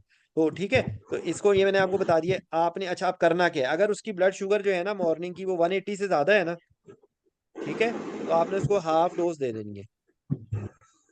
ठीक है, स्लाइडिंग स्केल के ये जो उसकी जो नॉर्मल जो डोज है ना उसकी आप हाफ डोज दे देंगे। और अगर उसकी ब्लड शुगर लेस देन 180 है तो आप उसको स्किप कर देंगे, जो मुझे याद है रेजीम। ठीक है, लॉन्ग एक्टिव में आपने बंद कर दिए, शॉर्ट एक्टिव पे कर दिए, और इंसुलिन का प्रोटोकॉल ये है। इंट्राऑपरेटिवली इसी पेशेंट में जब आप देंगे तो देखें वो यही जो थ्योरी है। अब लोगों को पता नहीं कितनी परेशानी होती है कि पता नहीं कौन सी वो जो जीआई के रेजिम है ना उसको बंदा गोली मार दे, लेकिन पता नहीं क्यों हमारे एग्जामिनर्स 1880 में रहते हैं और वो जीआई के रेजिम अब पूछते हैं जीआई के regime is a pathetic regime, nobody in the world use it, but why the hell our examiner are interested to ask this bloody regime. कोई फायदा नहीं है इसका, पता नहीं क्या देते हैं, मुझे नहीं याद, आई एम सॉरी, मैं हाथ खड़े सर करता हूँ मैं। एक क्वेश्चन जी था सर। जी सर अगर लॉन्ग एक्टिंग को जब हम बंद करेंगे तो उसको रेगुलर में सेम यूनिट डिवाइड करके उसकी डोज एडजस्ट करेंगे। एग्जैक्टली देखे ना, आपने स्लाइडिंग स्केल कर लिया, आप उसकी जो है वो प्री ऑपरेटिवली आप उसकी ब्लड शुगर आप उसकी मॉनिटर करेंगे और उसको स्लाइडिंग स्केल के जरिए यूज करेंगे। ठीक है, सही। ठीक है, जो ग्लार्जीन होती है ना वो आप बंद कर देंगे। और एनपीएच है वो भी बंद कर देंगे। एनपीएच जो होती है वो 70-30 जो होती है ना, तो वो आप बंद कर देंगे और आप करेंगे जीआई के रिजीम पढ़ लेना, क्योंकि भाई हमारे एग्जामिनर्स को बहुत पसंद आई। अल्लाह हमारे एग्जामिनर को हिदायत दे कि वो जीआई के रिजीम को का पीछा छोड़ दें। ठीक है, अच्छा जो अब उसके बाद देखें, याद रखें बात कि वहां पर ये चीज़ इंपॉर्टेंट नहीं है कि आप कौन सी रिजीम उनको बता रहे हैं, वेरिएबल रेट इंसुलिन और फिक्स्ड रेट इंसुलिन। इंपॉर्टेंट क्या बात है, दो तीन बातें आप बता देंगे तो आपका होगा कि एक तो बात ये है कि आप 30 minutes to 1 hour blood sugar को मॉनिटर करेंगे। एक बात, सबकुटिनियस से बेहतर है ये बोलस, और बोलस से बेहतर है इंफ्यूजन। ठीक है, ये मैंने आपको बता दिए, दो बातें हो गई। उसके बाद जो है ना जब भी आप इंसुलिन देंगे तो आप you should monitor potassium levels and replace accordingly. ठीक है, ये तीन बातें अगर आपने बता दी हैं, रेगुलर इंसुलिन आप उसको स्लाइडिंग स्केल से दे दें, regular insulin according to sliding scale, sliding scale के जरिए दे दें, जितने यूनिट्स पर आवर चला दें आप इन्फ्यूजन में, ये जो बात है ना, तो वो जितने यूनिट्स आए हैं उतने यूनिट्स पर आवर कर दें। उसके बाद 1 घंटे के बाद फिर दोबारा चेक करें और उसको आप रेट को उसी हिसाब से एडजस्ट कर दें। जो इंटरनेशनली जो हमारे सेटअप में जो यहाँ पर आता है वो होता है कि एक प्री फॉर्म मिक्सचर होता है, प्री फॉर्म मिक्सचर होता है जिसमें इलेक्ट्रोलाइट्स भी होते हैं। ठीक है, जिसमें यानी कि पोटेशियम वगैरह भी होता है, जिसमें इंसुलिन भी होती है और उसमें डेक्सट्रोज भी होता है। ठीक है, और वो एक उसके ऊपर रेट लिखा हुआ होता है कि इतने से इतनी ब्लड शुगर होगी तो आपने इतने एमएल पर आवर पे चलानी है, इतने से इतनी ब्लड शुगर होगी तो आपने इतने एमएल पर आवर पे चलानी है। ठीक है, ये आपको अगर उनको ये भी बता देते हैं ना कि अगर आपके सेटअप में है किसी के पास तो वो ये भी रजीम बता सकता है, वरना आपने equal volume equal units in equal volume को आप इंसुलिन में करके चला दें और सेपरेटली आप उसको ग्लूकोज दे दें। या उसके लिए एक और मैं आपको जो मुझे याद है चीज़ें मैं आपको बता रहा हूँ, एक और भी होता है कि आप 5% एक्सट्रोज 500 ml में, अगर मैं गलत नहीं हूँ तो 16 यूनिट्स डालते हैं। 500 ml में डालते हैं या 1 लीटर में डालते हैं? 1 लीटर में सर। 1 लीटर में, 1 ठीक है, लीटर। 1 लीटर के अंदर 16 यूनिट्स। 500 ml में। जी जी, सर 500 ml में 16 यूनिट ऐड करते हैं। ये मुझे याद नहीं है, ये देखें अब ये आप इसमें वो आ गया है कन्फ्लिक्ट, ये आप चेक कर लीजिए, मुझे याद नहीं है।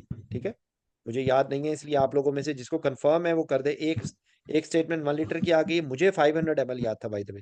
तो क्योंकि मैंने आपको बताया ना कि वो चीज़ें जो आप ना करें वो आपको भूल जाती हैं, लेकिन ये आप कंफर्म कर लीजिएगा। अच्छा, दूसरा फैक्ट आपको पता होना चाहिए कि 1 यूनिट रेगुलर इंसुलिन से कितनी ब्लड शुगर कम होती है? 25 to 30 मिलीग्राम। 25 याद कर लें आप।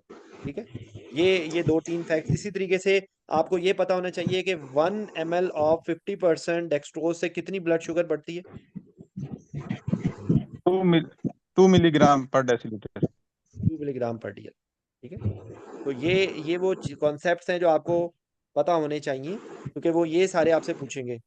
ठीक है, वो एक और क्वेश्चन बहुत पूछा जाता है कि जी रेगुलर इंसुलिन की हाफ लाइफ कितनी है, मुझे तो आज तक इस सवाल का जवाब नहीं पता लगा।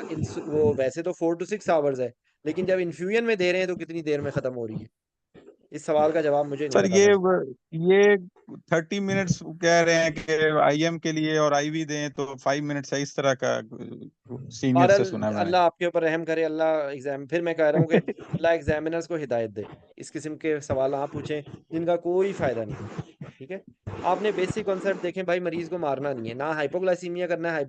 अच्छा एक और मुझे एक बात बताना, which is more dangerous, hypoglycaemia और हाइपरग्लाइसीमिया? हाइपोग्लाइसीमिया। हाइपरग्लाइसीमिया से क्या प्रॉब्लम्स हो सकती हैं surgical surgical point of view से? इन्फेक्शन ज्यादा होगी सर उनमें, वुंड इन्फेक्शन होगी। वोन इन्फेक्शन और हीलिंग भी। ठीक है, healing. Plus it's part of eras protocol. अगर इरास प्रोटोकॉल का फॉलो कर रहे हैं तो अगर आप हाइपरग्लाइसीमिया रखेंगे तो इट्स अ बैड, क्योंकि it can delay the hospital discharge. अगर बहुत ज़्यादा क्रॉनिकली हो रहा है हाइपरग्लाइसीमिया तो इट कैन कॉज मतलब लाइक कि क्योंकि इरास प्रोटोकॉल ये कहता है कि जल्द मिनिमम एनपीओ रखें, और मिनिमम प्री ऑपरेटिवली भी और पोस्ट ऑपरेटिवली, ताकि गट जल्दी गट फंक्शन बहाल हो, नौजिया वॉमिटिंग के चांसेस कम हो, और उसका हॉस्पिटल जो है ना डिस्चार्ज अर्ली हो। ठीक है, तो ये दो सर तीन बातें आपको। कार्बोनेटेड जो ड्रिंक्स हैं, जी, कार्बोनेटेड ड्रिंक्स, ये कार्बोनेटेड इनहांस ड्रिंक्स रिकवरी नहीं, प्रोटोकॉल। कार्बोनेटेड नहीं बेटा, करेक्ट कर लो अपना लफ्ज, carbohydrate drink. Carbohydrated, sorry sir. ठीक है ना, दोनों में बहुत फर्क है। कार्बोनेटेड तो वो आप पेप्सी, कार्बोहाइड्रेट। वो पेप्सी, वो कल मैंने ना, हमारा एक पेशेंट था, उसके ना लिखा हुआ था एलर्जी टू रेड बुल। तो मुझे ना हंसी आनी शुरू हो गई। मैंने वहां पे ना नर्सों को मैंने कहा कि it's very bad, hospital is not providing Red Bull, so why they are mentioning about Red Bull allergy. ठीक है, तो carbonated drink is Pepsi, 7 Up, तो वो कार्बोहाइड्रेट। देखो मैं आपको बताऊं, मैं आपकी ये करेक्शन इसलिए कर रहा हूँ क्योंकि वहां एग्जाम के अंदर ना कोई अगर खड़ूस एग्जामिनर होगा ना, तो वो इस बात पे आप ये बैड जैसे आपने कहाँ से शुरू की थी डायबिटीज की डेफिनेशन, आपको माशाल्लाह सब आता है, लेकिन आपने डेफिनेशन इंतहाई बकवास बताई थी। वो मैं dedicated word to my one of my mentor, Thakkar, आपकी बहुत थक्कड़ डेफिनेशन थी। ठीक है, तो थक्कड़ थक्कड़ डेफिनेशन को इम्प्रूव करो। ठीक है, और वो जी। डेफिनेशन कॉन्सेप्ट से इम्प्रूव करेगी। और देखिए अभी तक पिछले 40-48 मिनट में जो डिस्कशन हमने की है, उसमें हमने उन्हीं चीज़ों को हमने रट्टा नहीं मारा।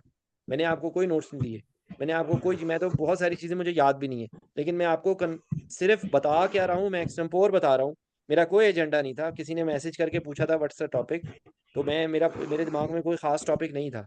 ये आपने डायबिटीज़ का नाम लिया तो हमने डायबिटीज़ शुरू कर दिया है। लेकिन इस टाइम पर आपको हर टॉपिक ऐसा ही आना चाहिए, समझ आई बात? ये जी। आपको इस टाइम पर कोई भी टॉपिक पूछे ना, आपको इसी तरीके से आना चाहिए। यस, क्योंकि diabetes is a hell of a topic, तो उसमें आपको बहुत ज़्यादा एनर्जी चाहिए होती है। लेकिन अभी तक हम लोगों ने इन अ वेरी स्लैंग वे हम लोगों ने तक बहुत सारी चीज़ें कवर कर ली हैं। ये जो मनहूस, ये जो रिजीम्स हैं, ये बार बार आप लोगों से पूछते रहते हैं। ये आपको आपको अगर आपने जिस तरह बताया है, आपने उनको pre operatively, intra operatively, post operatively तक का। अच्छा हाँ, ये वो यहाँ पे एक बात मिस हो गई, वो मैं आपको बता दूं कि इनिशियली जो होता है ना, वो सर्जिकल स्ट्रेस ज़्यादा होता है। ठीक है, सर्जिकल स्ट्रेस ज़्यादा होता है इनिशियली। ठीक है, और by by some time it decreases. तो आप ध्यान में रखें कि जो भी आप इंसुलिन की रिक्वायरमेंट है ना, इनिशियली वो ज़्यादा होगी। ठीक है, by the end of surgery उसकी रिक्वायरमेंट कम हो जाएगी। तो ये जहन में रखें बात। एक बात, दूसरी बात ये कि अगर आपने मल्टी मोडल एनाल्जेसिया दिया है ना, तो स्ट्रेस रिस्पॉन्स आपने कम कर दिया है, तो आपको इंसुलिन की रिक्वायरमेंट रिलेटिवली कम होगी।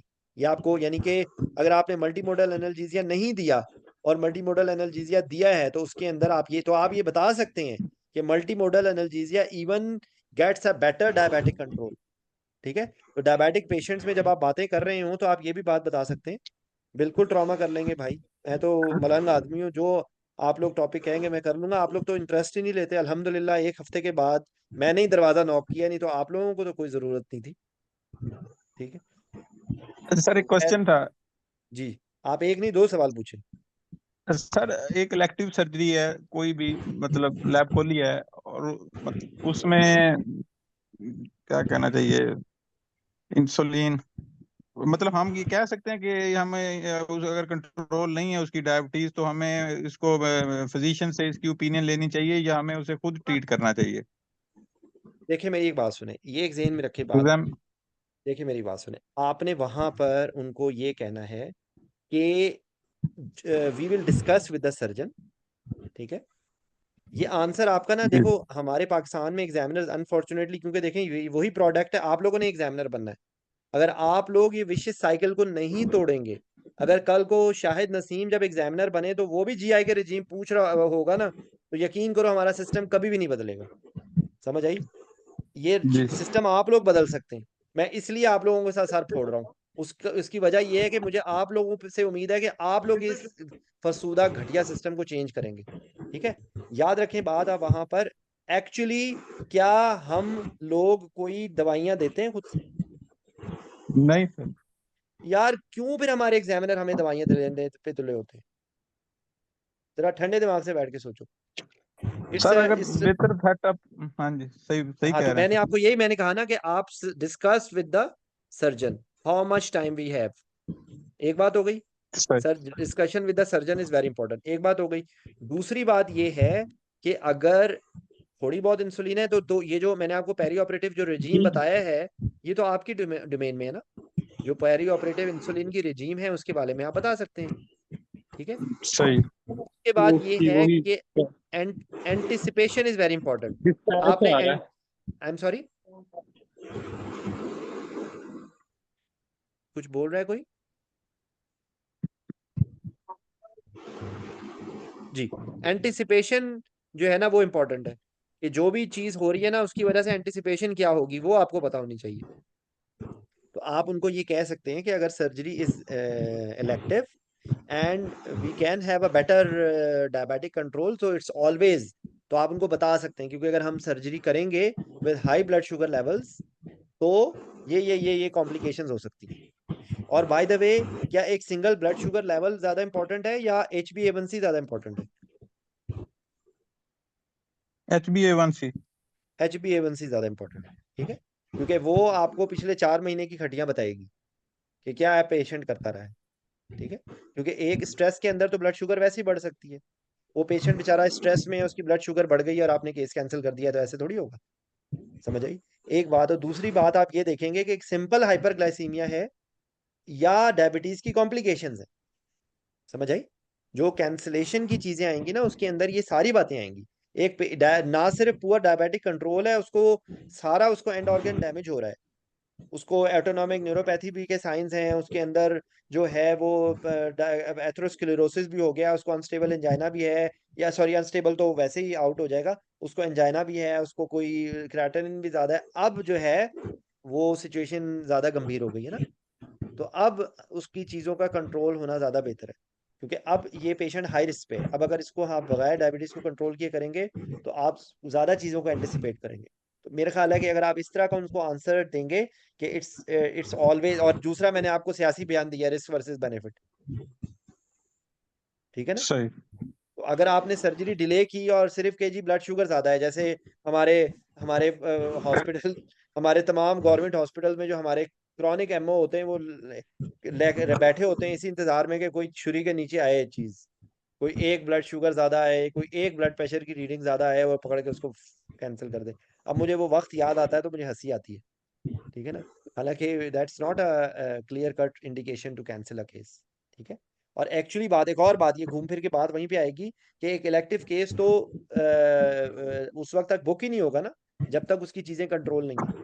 ठीक है, तो मेरा ख्याल है कि अगर आप उनको इस तरह का आंसर देंगे जिसमें आपने सारी चीजें एंड्स को कवर कर लिया, अगर आपने उनको ये कह दिया कि कैंसिल कर देंगे तो वो भी आंसर गलत है। अगर आपने उनको ये कह दिया कि हम ट्रीट करेंगे, आप उसमें कह देंगे, आप उसमें हाँ we can get help from endocrinologist. ठीक है ना? ये देखो ये अल्फाज का खेल है कि आप उनसे कहेंगे कि we can give this and we can get opinion from endocrinologist if needed. ठीक है ना? जी और हमारे जी। हाथ में तो देखो, तुम उनको एकार्बोज नहीं करोगे, तुम उनको जो है वो लॉन्ग एक्टिंग नहीं एडवाइस करोगे, है राइट? तुमने तो, तुम्हारी तो सिर्फ वो रेगुलर इंसुलिन है दोस्त। तो उनसे कहना कि अगर जरूरत पड़ेगी तो हम रेगुलर इंसुलिन के जरिए, हम इंसुलिन का जो प्रोटोकॉल है, या वो इन आईवी है या बोलस है या वो इन्फ्यूजन है या वो सबक्यूटेनियस है, इन 3 तरीके से हम कर सकते हैं। We can get help from endocrinologist. Am I right? क्या ठीक आंसर है ये? आप इस तरह का आंसर देंगे आप कभी फेल नहीं होंगे, मैं आपको गारंटी देता हूँ। इस बात पे आपको कोई फेल नहीं करेगा। लेकिन जी अगर आपने एक ब्लैंकेट स्टेटमेंट दे दी तो वो ब्लैंकेट स्टेटमेंट गलत हो जाएगी। ठीक है? ब्लैंकेट स्टेटमेंट नहीं देनी। ठीक है, तो ये एक इम्पॉर्टेंट बात है। हम इन्वेसिव ब्लड प्रेशर मॉनिटरिंग की हमने बात कर ली, कार्डिक मोर्टिलिटी मॉर्बिडिटी की बात हमने कर ली। अच्छा, एक डायबिटिक पेशेंट में यूरिन आउटपुट मेजर करना इंपॉर्टेंट है, स्पेशली अगर नेफ्रोपैथी हो। ठीक है ना, तो ये एक इम्पॉर्टेंट पॉइंट मेरे जहन में आ रहा था। क्योंकि आप जहन में रखें, ये आपके आंसर्स में प्रिपेयर होना चाहिए कि in addition to standard 1 and standard 2 monitoring we will be doing this. By the way, standard 1 monitoring क्या होती है? Qualified anesthetist should be present throughout the conduct of okay, standard 2 anesthesia. Monitoring क्या होती है? Sir इसमें BP, उसका BP, non invasive BP, pulse, SpO2, एंटाइडल CO2 और respiratory rate, ये चीजें। और कोई चीज तो नहीं है? ईसीजी नहीं है भाई? SpO2 एंड, हाँ ECG, सॉरी ECG, यस अब ये ECG। सॉरी वहां पर एग्जाम के अंदर नहीं चलेगा, ये चीजें आपकी टिप्स पे होनी चाहिए। ठीक है, जी ये जी। चीजें आपकी टिप्स पे होनी चाहिए। अब इन इन्वेस्टिगेशंस के, सॉरी, इन मॉनिटरिंग के अलावा कोई भी चीज है ना बेटा, वो सारी इन एडिशन में आ जाएगा। In addition to standard 1 and standard 2 monitoring we will have invasive blood pressure monitoring, we will have urine output, we will be checking. अच्छा, और एक और भी ज़हन में आप ये मैं आपको ना ये टिप बता रहा हूँ कि देखें, एक लफ्ज आप याद कर लें, पॉइंट ऑफ केयर टेस्टिंग। जिधर जिधर मुमकिन हो, हर हर केस के अंदर कोई ना कोई पॉइंट ऑफ केयर टेस्टिंग आ जाएगी। क्या होती है पॉइंट ऑफ केयर टेस्टिंग? कोई आती है दिमाग में पॉइंट ऑफ केयर टेस्टिंग? क्या होती है पॉइंट ऑफ केयर टेस्टिंग?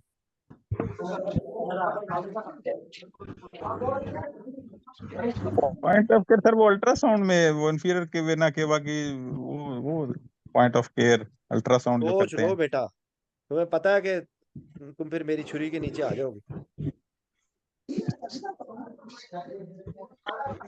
यार, ये नहीं ब्लड आइडिया। शुगर जो चेक करते हैं, ये पॉइंट ऑफ केयर टेस्टिंग नहीं होती?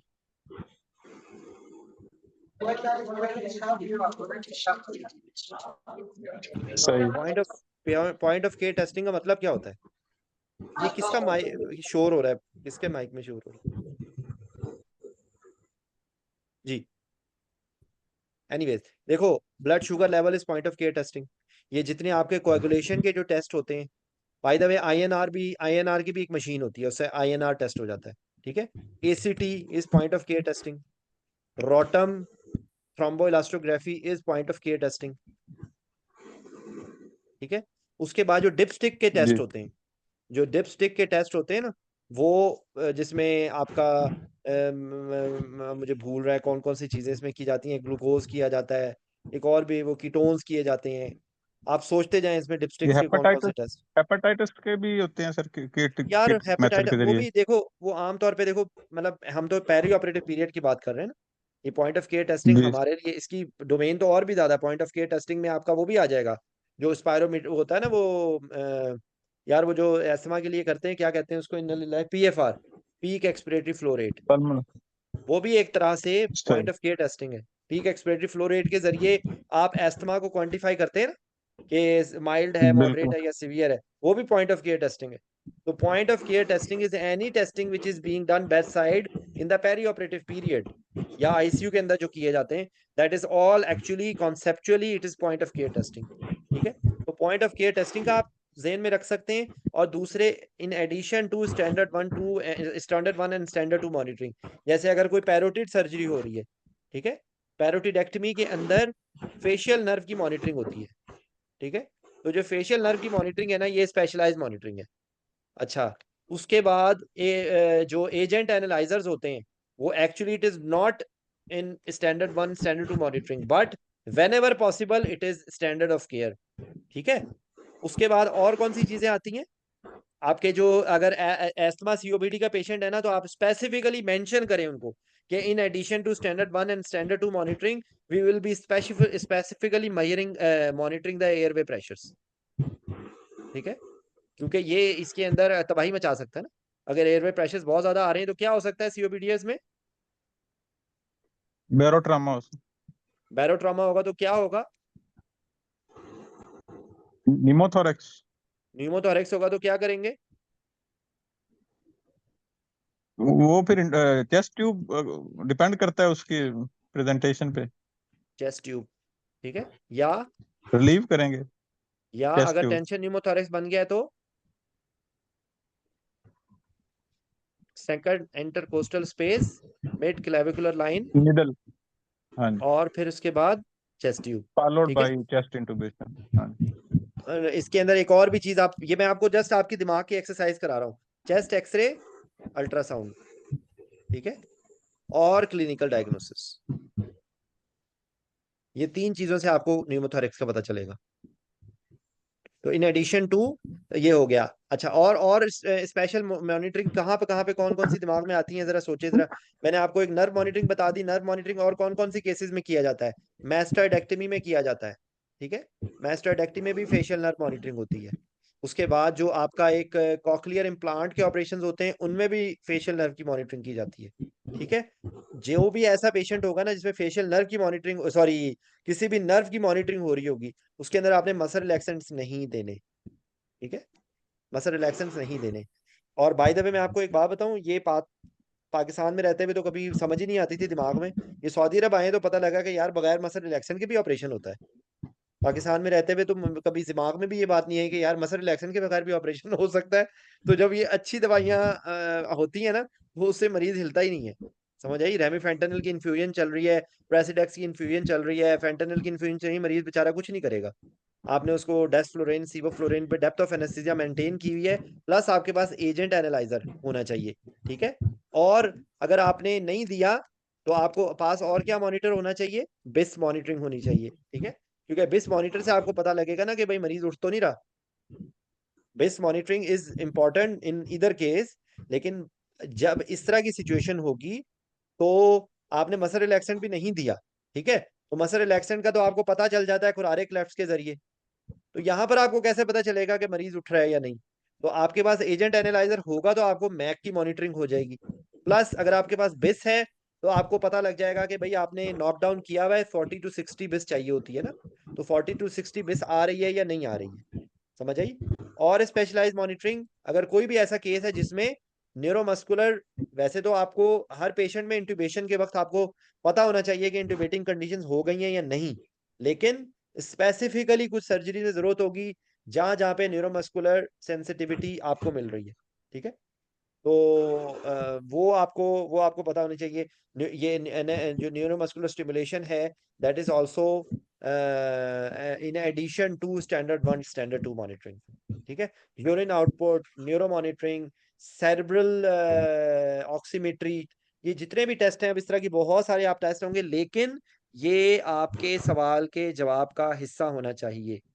और ये भी एक एक्सरसाइज कीजिए कि तमाम केसेस के अंदर स्पेशल मॉनिटरिंग के बारे में सोचें कि वो कौन कौन सी मॉनिटरिंग है, जो हर केस को आप तरतीब वाइज रखें, डिजीज वाइज और सर्जरी वाइज। कोई भी सर्जरी जिसमें स्पेसिफिक मॉनिटरिंग की जरूरत है in addition to standard 1 standard 2 monitoring, यकीन कीजिए ये आपके सवाल का एक हिस्सा आपका अजबर हो जाएगा, पक्का हो जाएगा। आप वहां पे कभी मार नहीं खाएंगे। ऐसा पेशेंट जिसके अंदर आप न्यूरोफिजियोलॉजी मॉनिटर कर रहे होंगे, तो उसमें कोई भी ऐसी दवाई नहीं देनी जिससे वो पोटेंशियल्स मुतासिर हों, ठीक है। और उसके अंदर एक स्पेसिफिक मतलब टीम होती है जो न्यूरोफिजियोलॉजी मॉनिटर कर रही होती है। लेकिन बहरहाल आपको पता होना चाहिए कि उसमें बिस होती है, उसके अंदर मोटर वोक पोटेंशियल्स होते हैं, सेंसरी वोक पोटेंशियल्स होते हैं, ऑडिटरी वोक पोटेंशियल्स होते हैं, और ईईजी होती है, टेल ब्लीड, ठीक है। तो ये बेसिकली उसका कॉन्सेप्ट है न्यूरोफिजियोलॉजी का।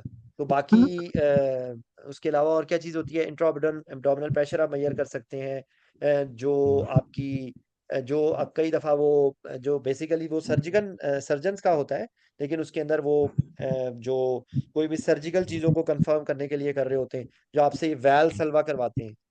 वैल सल्वा करवाते हैं ना, कब करवा रहे होते हैं? थायराइडेक्टमी में करते हैं वैल सल्वा। जी सर, करवाते हैं। क्यों करते हैं? क्या वेल देखते हैं बंद उसमें? करके। क्या देखते हैं? सर वो क्यों प्रेशर करवाते इंक्रीज, ब्लीडिंग को चेक कर रहे होते हैं कि हैं? प्रेशर ब्लीडिंग को बढ़ाने चेक से कर रहे होते हैं? देख लो यार, फिर तुम छुरी के नीचे आने वाले हो। सर जो हमें तुम पर्पज, मुझे तो इनकी समझ आता है वो यही आता है। अरे भाई प्लूरा नीचे के कोई रप्चर को चेक खतरनाक। कर रहे होते हैं।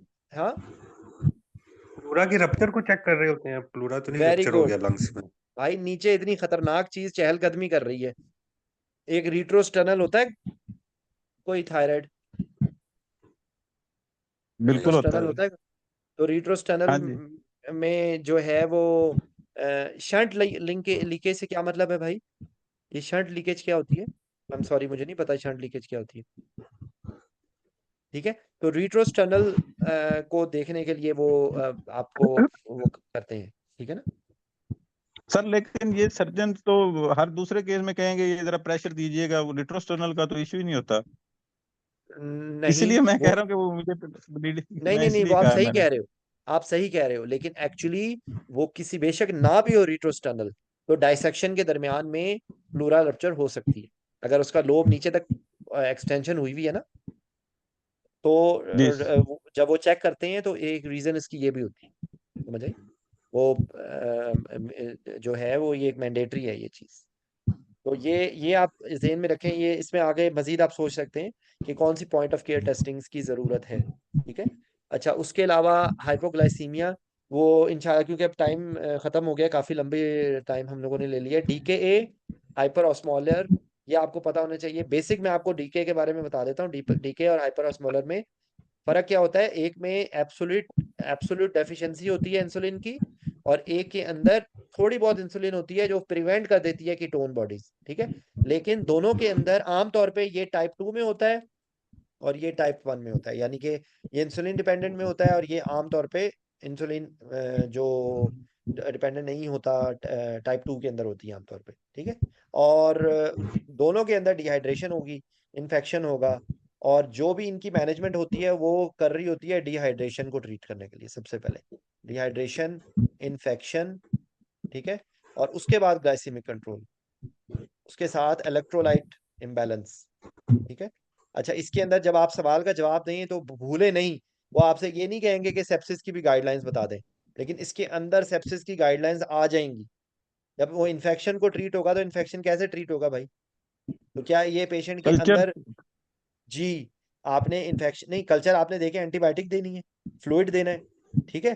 आपने फ्लूइड नहीं। पहले दिया और आपने साथ लैक्टेट लेवल करवा लिए, ठीक है, साथ आपने उसकी जी। एबीजीज कर ली, ठीक है। तो आप ये बता सकते हैं कि जी। इसमें, इस पेशेंट में सेप्सिस की लाइन पे आप ट्रीट करेंगे इसको, ठीक है। तो सेप्सिस की लाइन पे आप सही। ट्रीट करेंगे। और उसके बाद वो अगला, आप इसमें आपसे मुख्तलिफ सवालों में से एक सवाल ये भी पूछ सकते हैं कि भाई इंसुलिन कब बंद करनी है, सॉरी इंसुलिन कह रहा हूँ, कब आप कहेंगे कि कीटोन से वापस आ गया। तो उसके टेस्ट, वो आपका यूरिन का भी टेस्ट होगा और ब्लड का भी टेस्ट होगा, ठीक है। और उसके बाद जब यूरिन आउटपुट आना शुरू हो जाएगा तब आपने पोटेशियम देना है। यूरिन आउटपुट जब तक नहीं आएगा तब तक आपने पोटेशियम नहीं देना, नहीं तो हाइपरकलीमिया हो सकता है, ठीक है। और बाकी है कि इसमें कोई भी लीथल कॉम्प्लिकेशंस हो सकती हैं। हाइपर ऑस्मोलर भी तकरीबन मोरलेस ऐसा ही है, उसकी पैथोलॉजी डिफरेंट है लेकिन मोरलेस एक जैसा है। हाइपोग्लाइसीमिया, डीकेए और हाइपर ऑस्मोलर, ये वो आपसे डायबिटीज के बारे में पूछ सकते हैं। बाकी आप देख लें कि हमने कहाँ से शुरू की थी बात, और घूमते फिरते हमने कुछ ना कुछ डायबिटीज के बारे में पढ़ लिया है। इंसुलिन, इंसुलिन के जो जो सॉरी ओरल हाइपोग्लाइसीमिक्स हैं, उनके आपको मैकेनिज्म ऑफ एक्शंस, नाम, और अगर फिर वही वाली बात है जो खड़ूस एग्जामिनर्स की के फजूल घटिया तरीन क्वेश्चंस हैं कि जी वो प्रैक्टिकली कौन कौन सी दवाइयाँ होती हैं, तो मैं उन एग्जामिनर्स के बिहाफ पे मैं माजरत ख्वाह हूँ, क्योंकि मुझे शर्म आती है जब हमारे एग्जामिनर्स ये सवाल पूछते हैं कि जी वो ब्रांड नेम्स बताएं। This is nonsense. पूरी दुनिया में कहीं पर ब्रांड नेम्स यूज ही नहीं होते, यहाँ पे हमारे एग्जामिनर्स ब्रांड नेम्स पूछ रहे होते हैं। तो आप बहुत बदकिस्मत होंगे अगर आपको कोई ऐसा एग्जामिनर टकरे कि जो आपसे ब्रांड नेम्स पूछे कि जी वो डायमाक्रॉन होती है और गैट्रिल होती है और पता नहीं क्या क्या होती है। तो आई अपोलोजाइज फॉर दैट, मुझे नहीं आता भाई, ठीक है। और मैं, क्योंकि ऐसे जो डिस्गस्टिंग सवाल होते हैं, आई एम सॉरी, उसका मैं कुछ नहीं कर सकता। आपको मोटे मोटे आप देख लें ब्रांड्स, जो मोटे मोटी दवाइयाँ होती हैं उनके बारे में, डायमाक्रॉन एक बहुत मशहूर दवाई है, ठीक है, गैट्रिल एक बहुत मशहूर दवाई है, ये ग्लूकोफेज एक बहुत मशहूर दवाई है। तो वो आपको उनके कलर्स, और आप मोटी मोटी जो कॉमनेस्ट दवाइयाँ हैं ना, उनके बारे में आप कर सकते हैं। But it is actually GI के रेजीम मैंने आपको बता दिए। बाकी आप सोचें ज़रा, पोस्ट ऑपरेटिव पीरियड तक आपको ग्लाइसेमिक कंट्रोल करना है, वुंड हीलिंग, वुंड की प्रॉब्लम्स हो सकती हैं, उसके बाद जो है वो हमने एयरवे के बारे में थोड़ी सी बात कर ली, हमने इंसुलिन के बारे में बात कर ली, हमने ग्लाइसेमिक कंट्रोल के बारे में बात कर ली, हमने पेरी इंट्रा ऑपरेटिव मॉनिटरिंग की बात कर ली। हाँ, फ्लूइड फ्लूइड इसके अंदर आपने देखें, ज़हन में रखें कि जब भी ऑटोनॉमिक इंस्टेबिलिटी होगी ना, तो पेशेंट का actually response to any change in fluid बहुत ज़्यादा आएगी। जैसे फॉर एग्जांपल एक डायबिटिक पेशेंट है, वो डायबिटिक पेशेंट की इंटेस्टाइनल ऑब्स्ट्रक्शन की सर्जरी है, और अब उन्होंने, वैसे तो हर पेशेंट में आएगा इफेक्ट, लेकिन इनके अंदर बहुत ज़्यादा आएगा प्रोनॉम्स।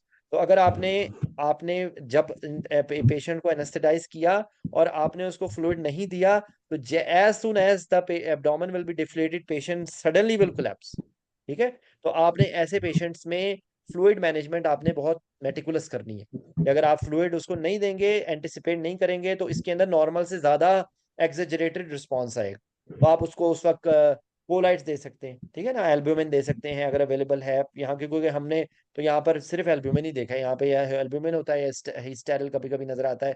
वो पाकिस्तान वाले, वो तो मुझे नाम भी भूल गए, जेलेफंडिन और हेमैक्सिल, वो तो यहाँ पे कभी मैंने देखा ही नहीं है पिछले 13 साल में। यहाँ पे तो एल्ब्यूमिन ही देते हैं हम लोग 5%, ठीक है ना। तो वही स्टेरल भी कभी कभी कोई मांग, मतलब आई एम नॉट श्योर कि कौन यूज करता है।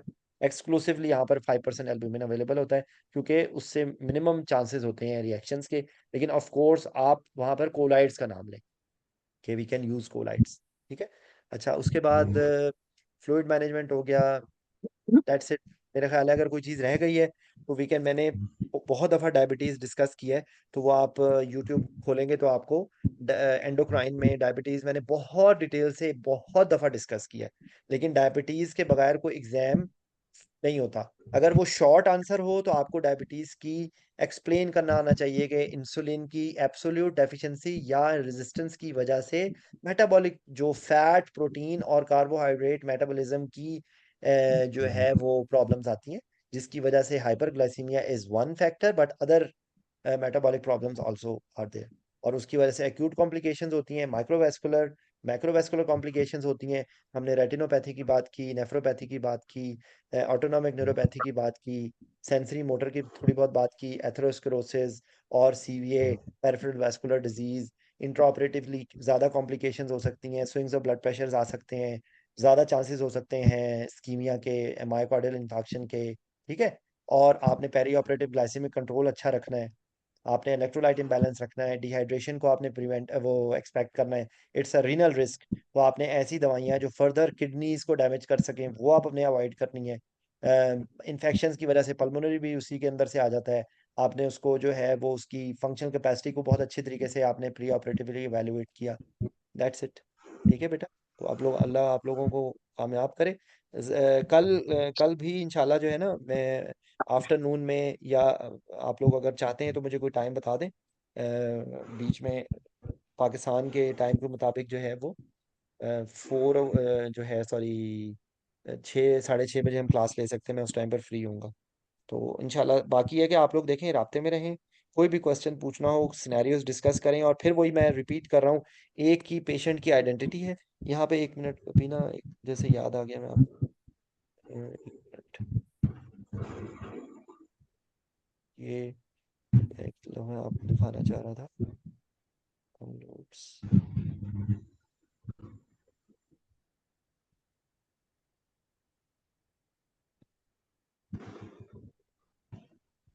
ये आप ना, ये अभी एक लंबी लिस्ट है, लेकिन ये आप लोगों को थोड़ा सा मैं एक आइडिया दे रहा हूँ कि इनमें से एक किसी को आएगा। Pregnant patient, paediatric patient, elderly patient, anaemic, smoker, alcoholic, drug addict या opioid addict, bleeding patient, difficult airway patient, trauma patient, fracture patient, pacemaker patient, end stage renal disease, end stage liver disease.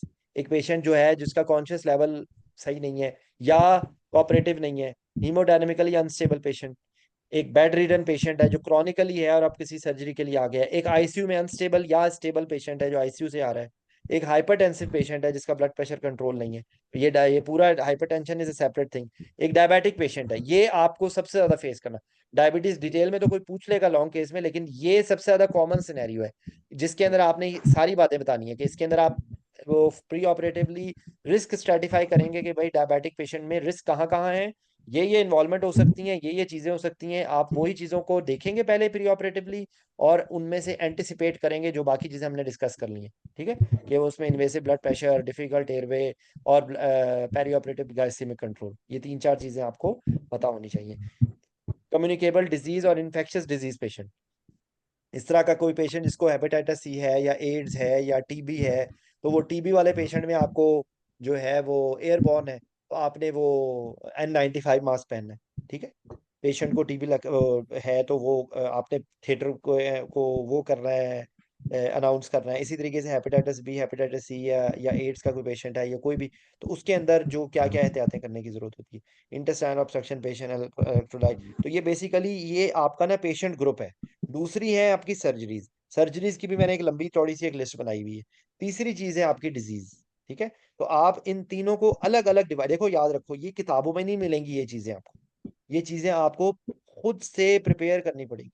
और वो prepare करने का तरीका यही है, मैंने आप लोगों को टास्क दिया था, या मैं कहता हूँ कि 30 सेकंड का आंसर आपको pregnant patient, paediatric patient, elderly patient, anaemic patient, ये आपका बिल्कुल कंसाइज।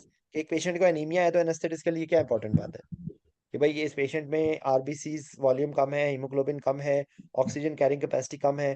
तो ऐसा पेशेंट जिसके अंदर एक रिस्क है, जैसे एक पेशेंट है जिसको कार्डिक प्रॉब्लम है ऑलरेडी, उसकी मायोकार्डियल सॉरी उसको एंजाइना है, तो अब पेशेंट अगर एनीमिक हो जाएगा तो वो उसके अंदर एनीमिया सॉरी इस्कीमिया होने के ज्यादा चांसेस होंगे, ठीक है।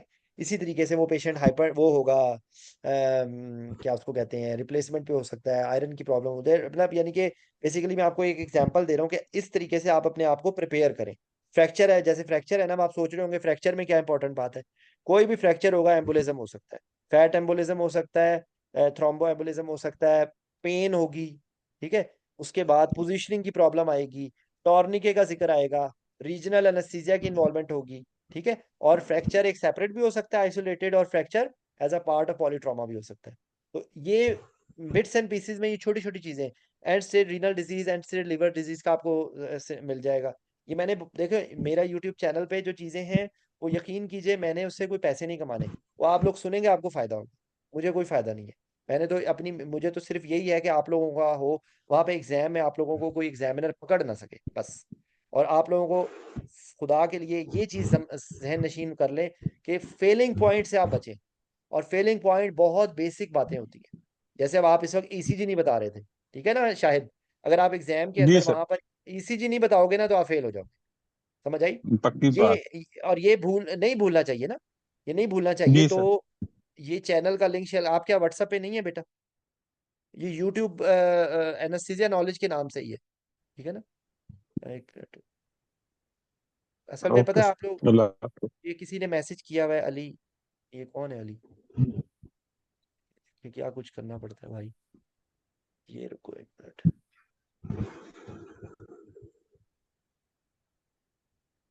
ये है भाई चैनल, और इसके अंदर ये है प्लेलिस्ट, इस प्लेलिस्ट में बेतहाशा सीरी ये आपको मिलेंगी।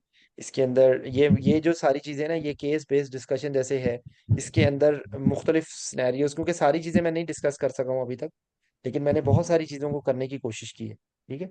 उसके बाद ये अभी पिछली दफ़ा जो वाईवे का जो ग्रुप था, उस वक्त मैंने ये एक चैटर बॉक्स में मैंने काफ़ी सारी चीज़ों को कवर किया था। ये आप लोग सुन सकते हैं, कोई चीज़ आपको समझ ना आए तो आप मेरे से पूछ लें, thyroid, cardiovascular system, respiratory system, regional. इसी तरीके से वाइवा की प्रैक्टिस के और भी बहुत सारे हैं, तो आप लोग सुने, आपको फ़ायदा होगा। मुझे कोई, मैं ये क्योंकि पाकिस्तान में लोगों को ये बताना बार बार बहुत ज़रूरी होता है। I have no conflict of interest बेटा।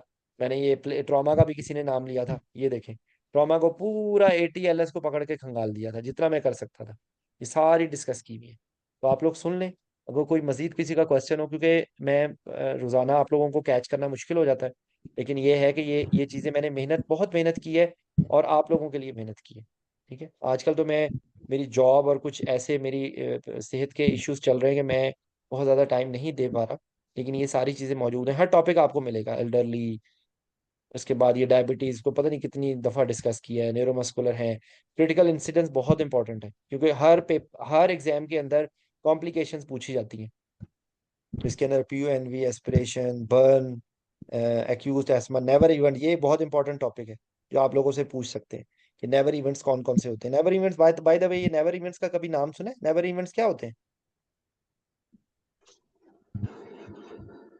नहीं सुना सर। सर नेवर वो इवेंट्स का इवेंट्स मतलब, जिसके अंदर जो है हाँ प्रोटोकॉल्स वगैरह होते हैं जो कि बिल्कुल नहीं होने चाहिए, जिसके अंदर काफी सारे प्रोटोकॉल्स अवेलेबल हैं और उनको फॉलो करना चाहिए, ये वो हाँ, नेवर देखो इसके इवेंट्स हैं अंदर एक सारे तो जो WHO सर्जिकल सेफ्टी चेकलिस्ट आ गई, ठीक है। Wrong surgery, wrong patient, wrong anaesthesia, wrong medications, wrong more concentration, wrong route, ये सारी चीजें नेवर इवेंट्स हैं, ठीक है। आपने पकड़ के अभी तो मुझे किसी ने ग्रुप में सवाल ऐसे पूछ रहे, मैं तो परेशान हो गया हूँ। किसी ने एक सवाल पूछा कि वो कहा कि हाइड्रोजन पेरोक्साइड किसी ने IV they the. I can not believe it. मगर किसी ने मैसेज करके पूछा हुआ था ग्रुप में। फिर उसके बाद किसी ने कहा था कि IV दे दी किसी ने, सिवोफ्लोरेन, आइसोफ्लोरेन। इस किस्म की अजीबो गरीब बातें भी पूछ लेते हैं लोग, हाइपॉक्सिया, पोजीशन रिलेटेड। मतलब देखें, ये सारी चीजें आप लोगों के लिए हैं, ये इसमें मेरा कोई नहीं है। मैं बार बार, अच्छा एरिथमियाज हो गए हैं, तो इस किस्म की चीजें आप लोग प्रैक्टिस करेंगे, क्योंकि वो आपसे पूछते हैं कोलैप्स एट इंडक्शन। वो आपसे ये सवाल पूछ सकते हैं कि एक पेशेंट को इंडक्शन कर रहे हैं तो क्या क्या रीजन हो सकती हैं कोलैप्स हो जाए इंडक्शन पे। एनाफिलैक्सिस हो गया, ये जिस तरह कोई भी एक पेशेंट जिसमें ऑटोनॉमिक इंस्टेबिलिटी है उसके अंदर ये प्रॉब्लम हो सकती है। कोई आपका जो है वो, मतलब like it can be anything. कोई ड्रग रिएक्शन हो गया है, कोई ड्रग की हाइपर रॉन्ग आपने मेडिकेशन दे दी है, तो ये सारी चीज़ों से हो सकता है ये, ठीक है ना। तो ये है बेटा, आप सब लोगों के लिए ये इनवाइट है। ये एक मिनट, सॉरी। तो ये देख लीजिए, इसमें सारी चीज़ें मैंने तकरीबन सारे टॉपिक्स किए हुए, लेकिन फिर भी आप लोगों को किसी भी चीज़ की ज़रूरत हो, वेलकम। वाइवा की प्रैक्टिस का यहाँ पे एक है प्लेलिस्ट, उसमें बहुत सारी, ये सारी चीज़ें मैं यहाँ पे डाल देता हूँ। ICU की काफ़ी डिस्कशन है, इसमें काफ़ी सारी चीज़ें टॉक्स की डिस्कस की थी। ये बहुत इंपॉर्टेंट है।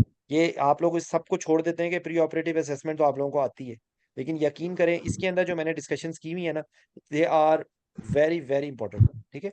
इसके अंदर देखें, how to make anaesthesia concern from patient data, how to interpret investigations, ये कार्डियक इन्वेस्टिगेशन, ये मैंने बहुत, ये अभी जो मैंने आप लोगों को टच किया है ना, ये बहुत डिटेल से इनके अंदर डिस्कस किए हैं। Paediatric patient for anaesthetist, pregnant patient for anaesthetist, renal disease patient for anaesthetist, liver disease patient for anaesthetist. अगर आप लोग ये सुन लें और आपको समझ आ जाए कि वहां पर क्या चीज इंपॉर्टेंट है, ऑप्टिमाइजेशन कैसे करते हैं सर्जरी से पहले। जैसे एक पेशेंट है, उसकी ब्लड शुगर को आप पहले कंट्रोल कर रहे हैं, वो एक ऑप्टिमाइजेशन है।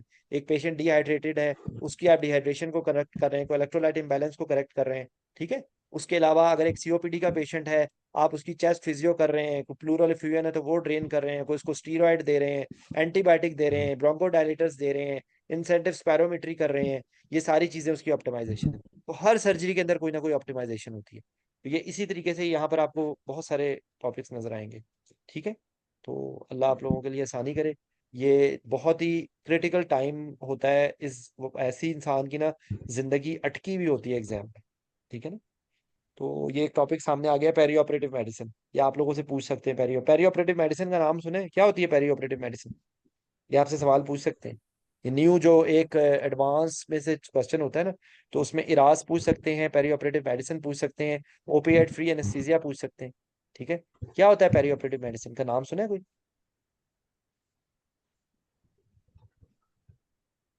एनीवन? No idea. देखो, पेरी ऑपरेटिव मेडिसिन बेसिकली जो हम अच्छा एनेस्थीसिया की केयर है ना, वो सारी पेरी ऑपरेटिव मेडिसिन है। इसके अंदर इरास भी आ जाता है। ये बेसिकली ये एक टीम है या एक कॉन्सेप्ट है कि जिसके अंदर हम मल्टी डायमेंशनल स्ट्रेटजीज के जरिए आइडेंटिफाई करें पेशेंट की प्रॉब्लम्स और उसके लिए बेस्ट पॉसिबल सॉल्यूशंस निकालें, ठीक है।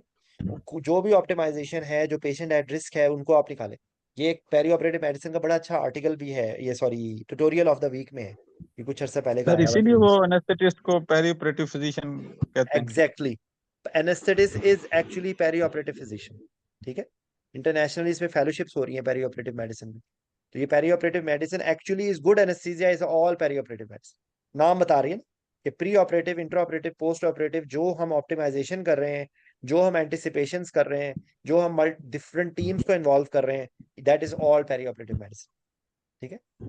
इसी तरीके का ना मेरे से सवाल पूछ लिया था पेलिएटिव केयर का, तो मेरे तो फरिश्तों को भी नहीं पता था कि क्या होती है पेलिएटिव केयर, WHO क्या कहती है पेलिएटिव केयर के बारे में। ये एक सवाल पूछा गया था, न्यू रिसेंट एडवांसेस, या एक एटिपिकल सा फजूल सा खड़ूस सा क्वेश्चन होता है जो हर एग्जाम में पूछते हैं, एक टॉपिक। तो उसके अंदर ये भी आपसे पूछ सकते हैं, ठीक है। चले ओके भाई, थैंक यू वेरी मच। इंशाल्लाह अगर मुमकिन हुआ तो कल मैं क्लास एक और ले लूँगा आप लोगों से, ठीक है? ओके, अल्लाह हाफिज। अल्लाह हाफिज।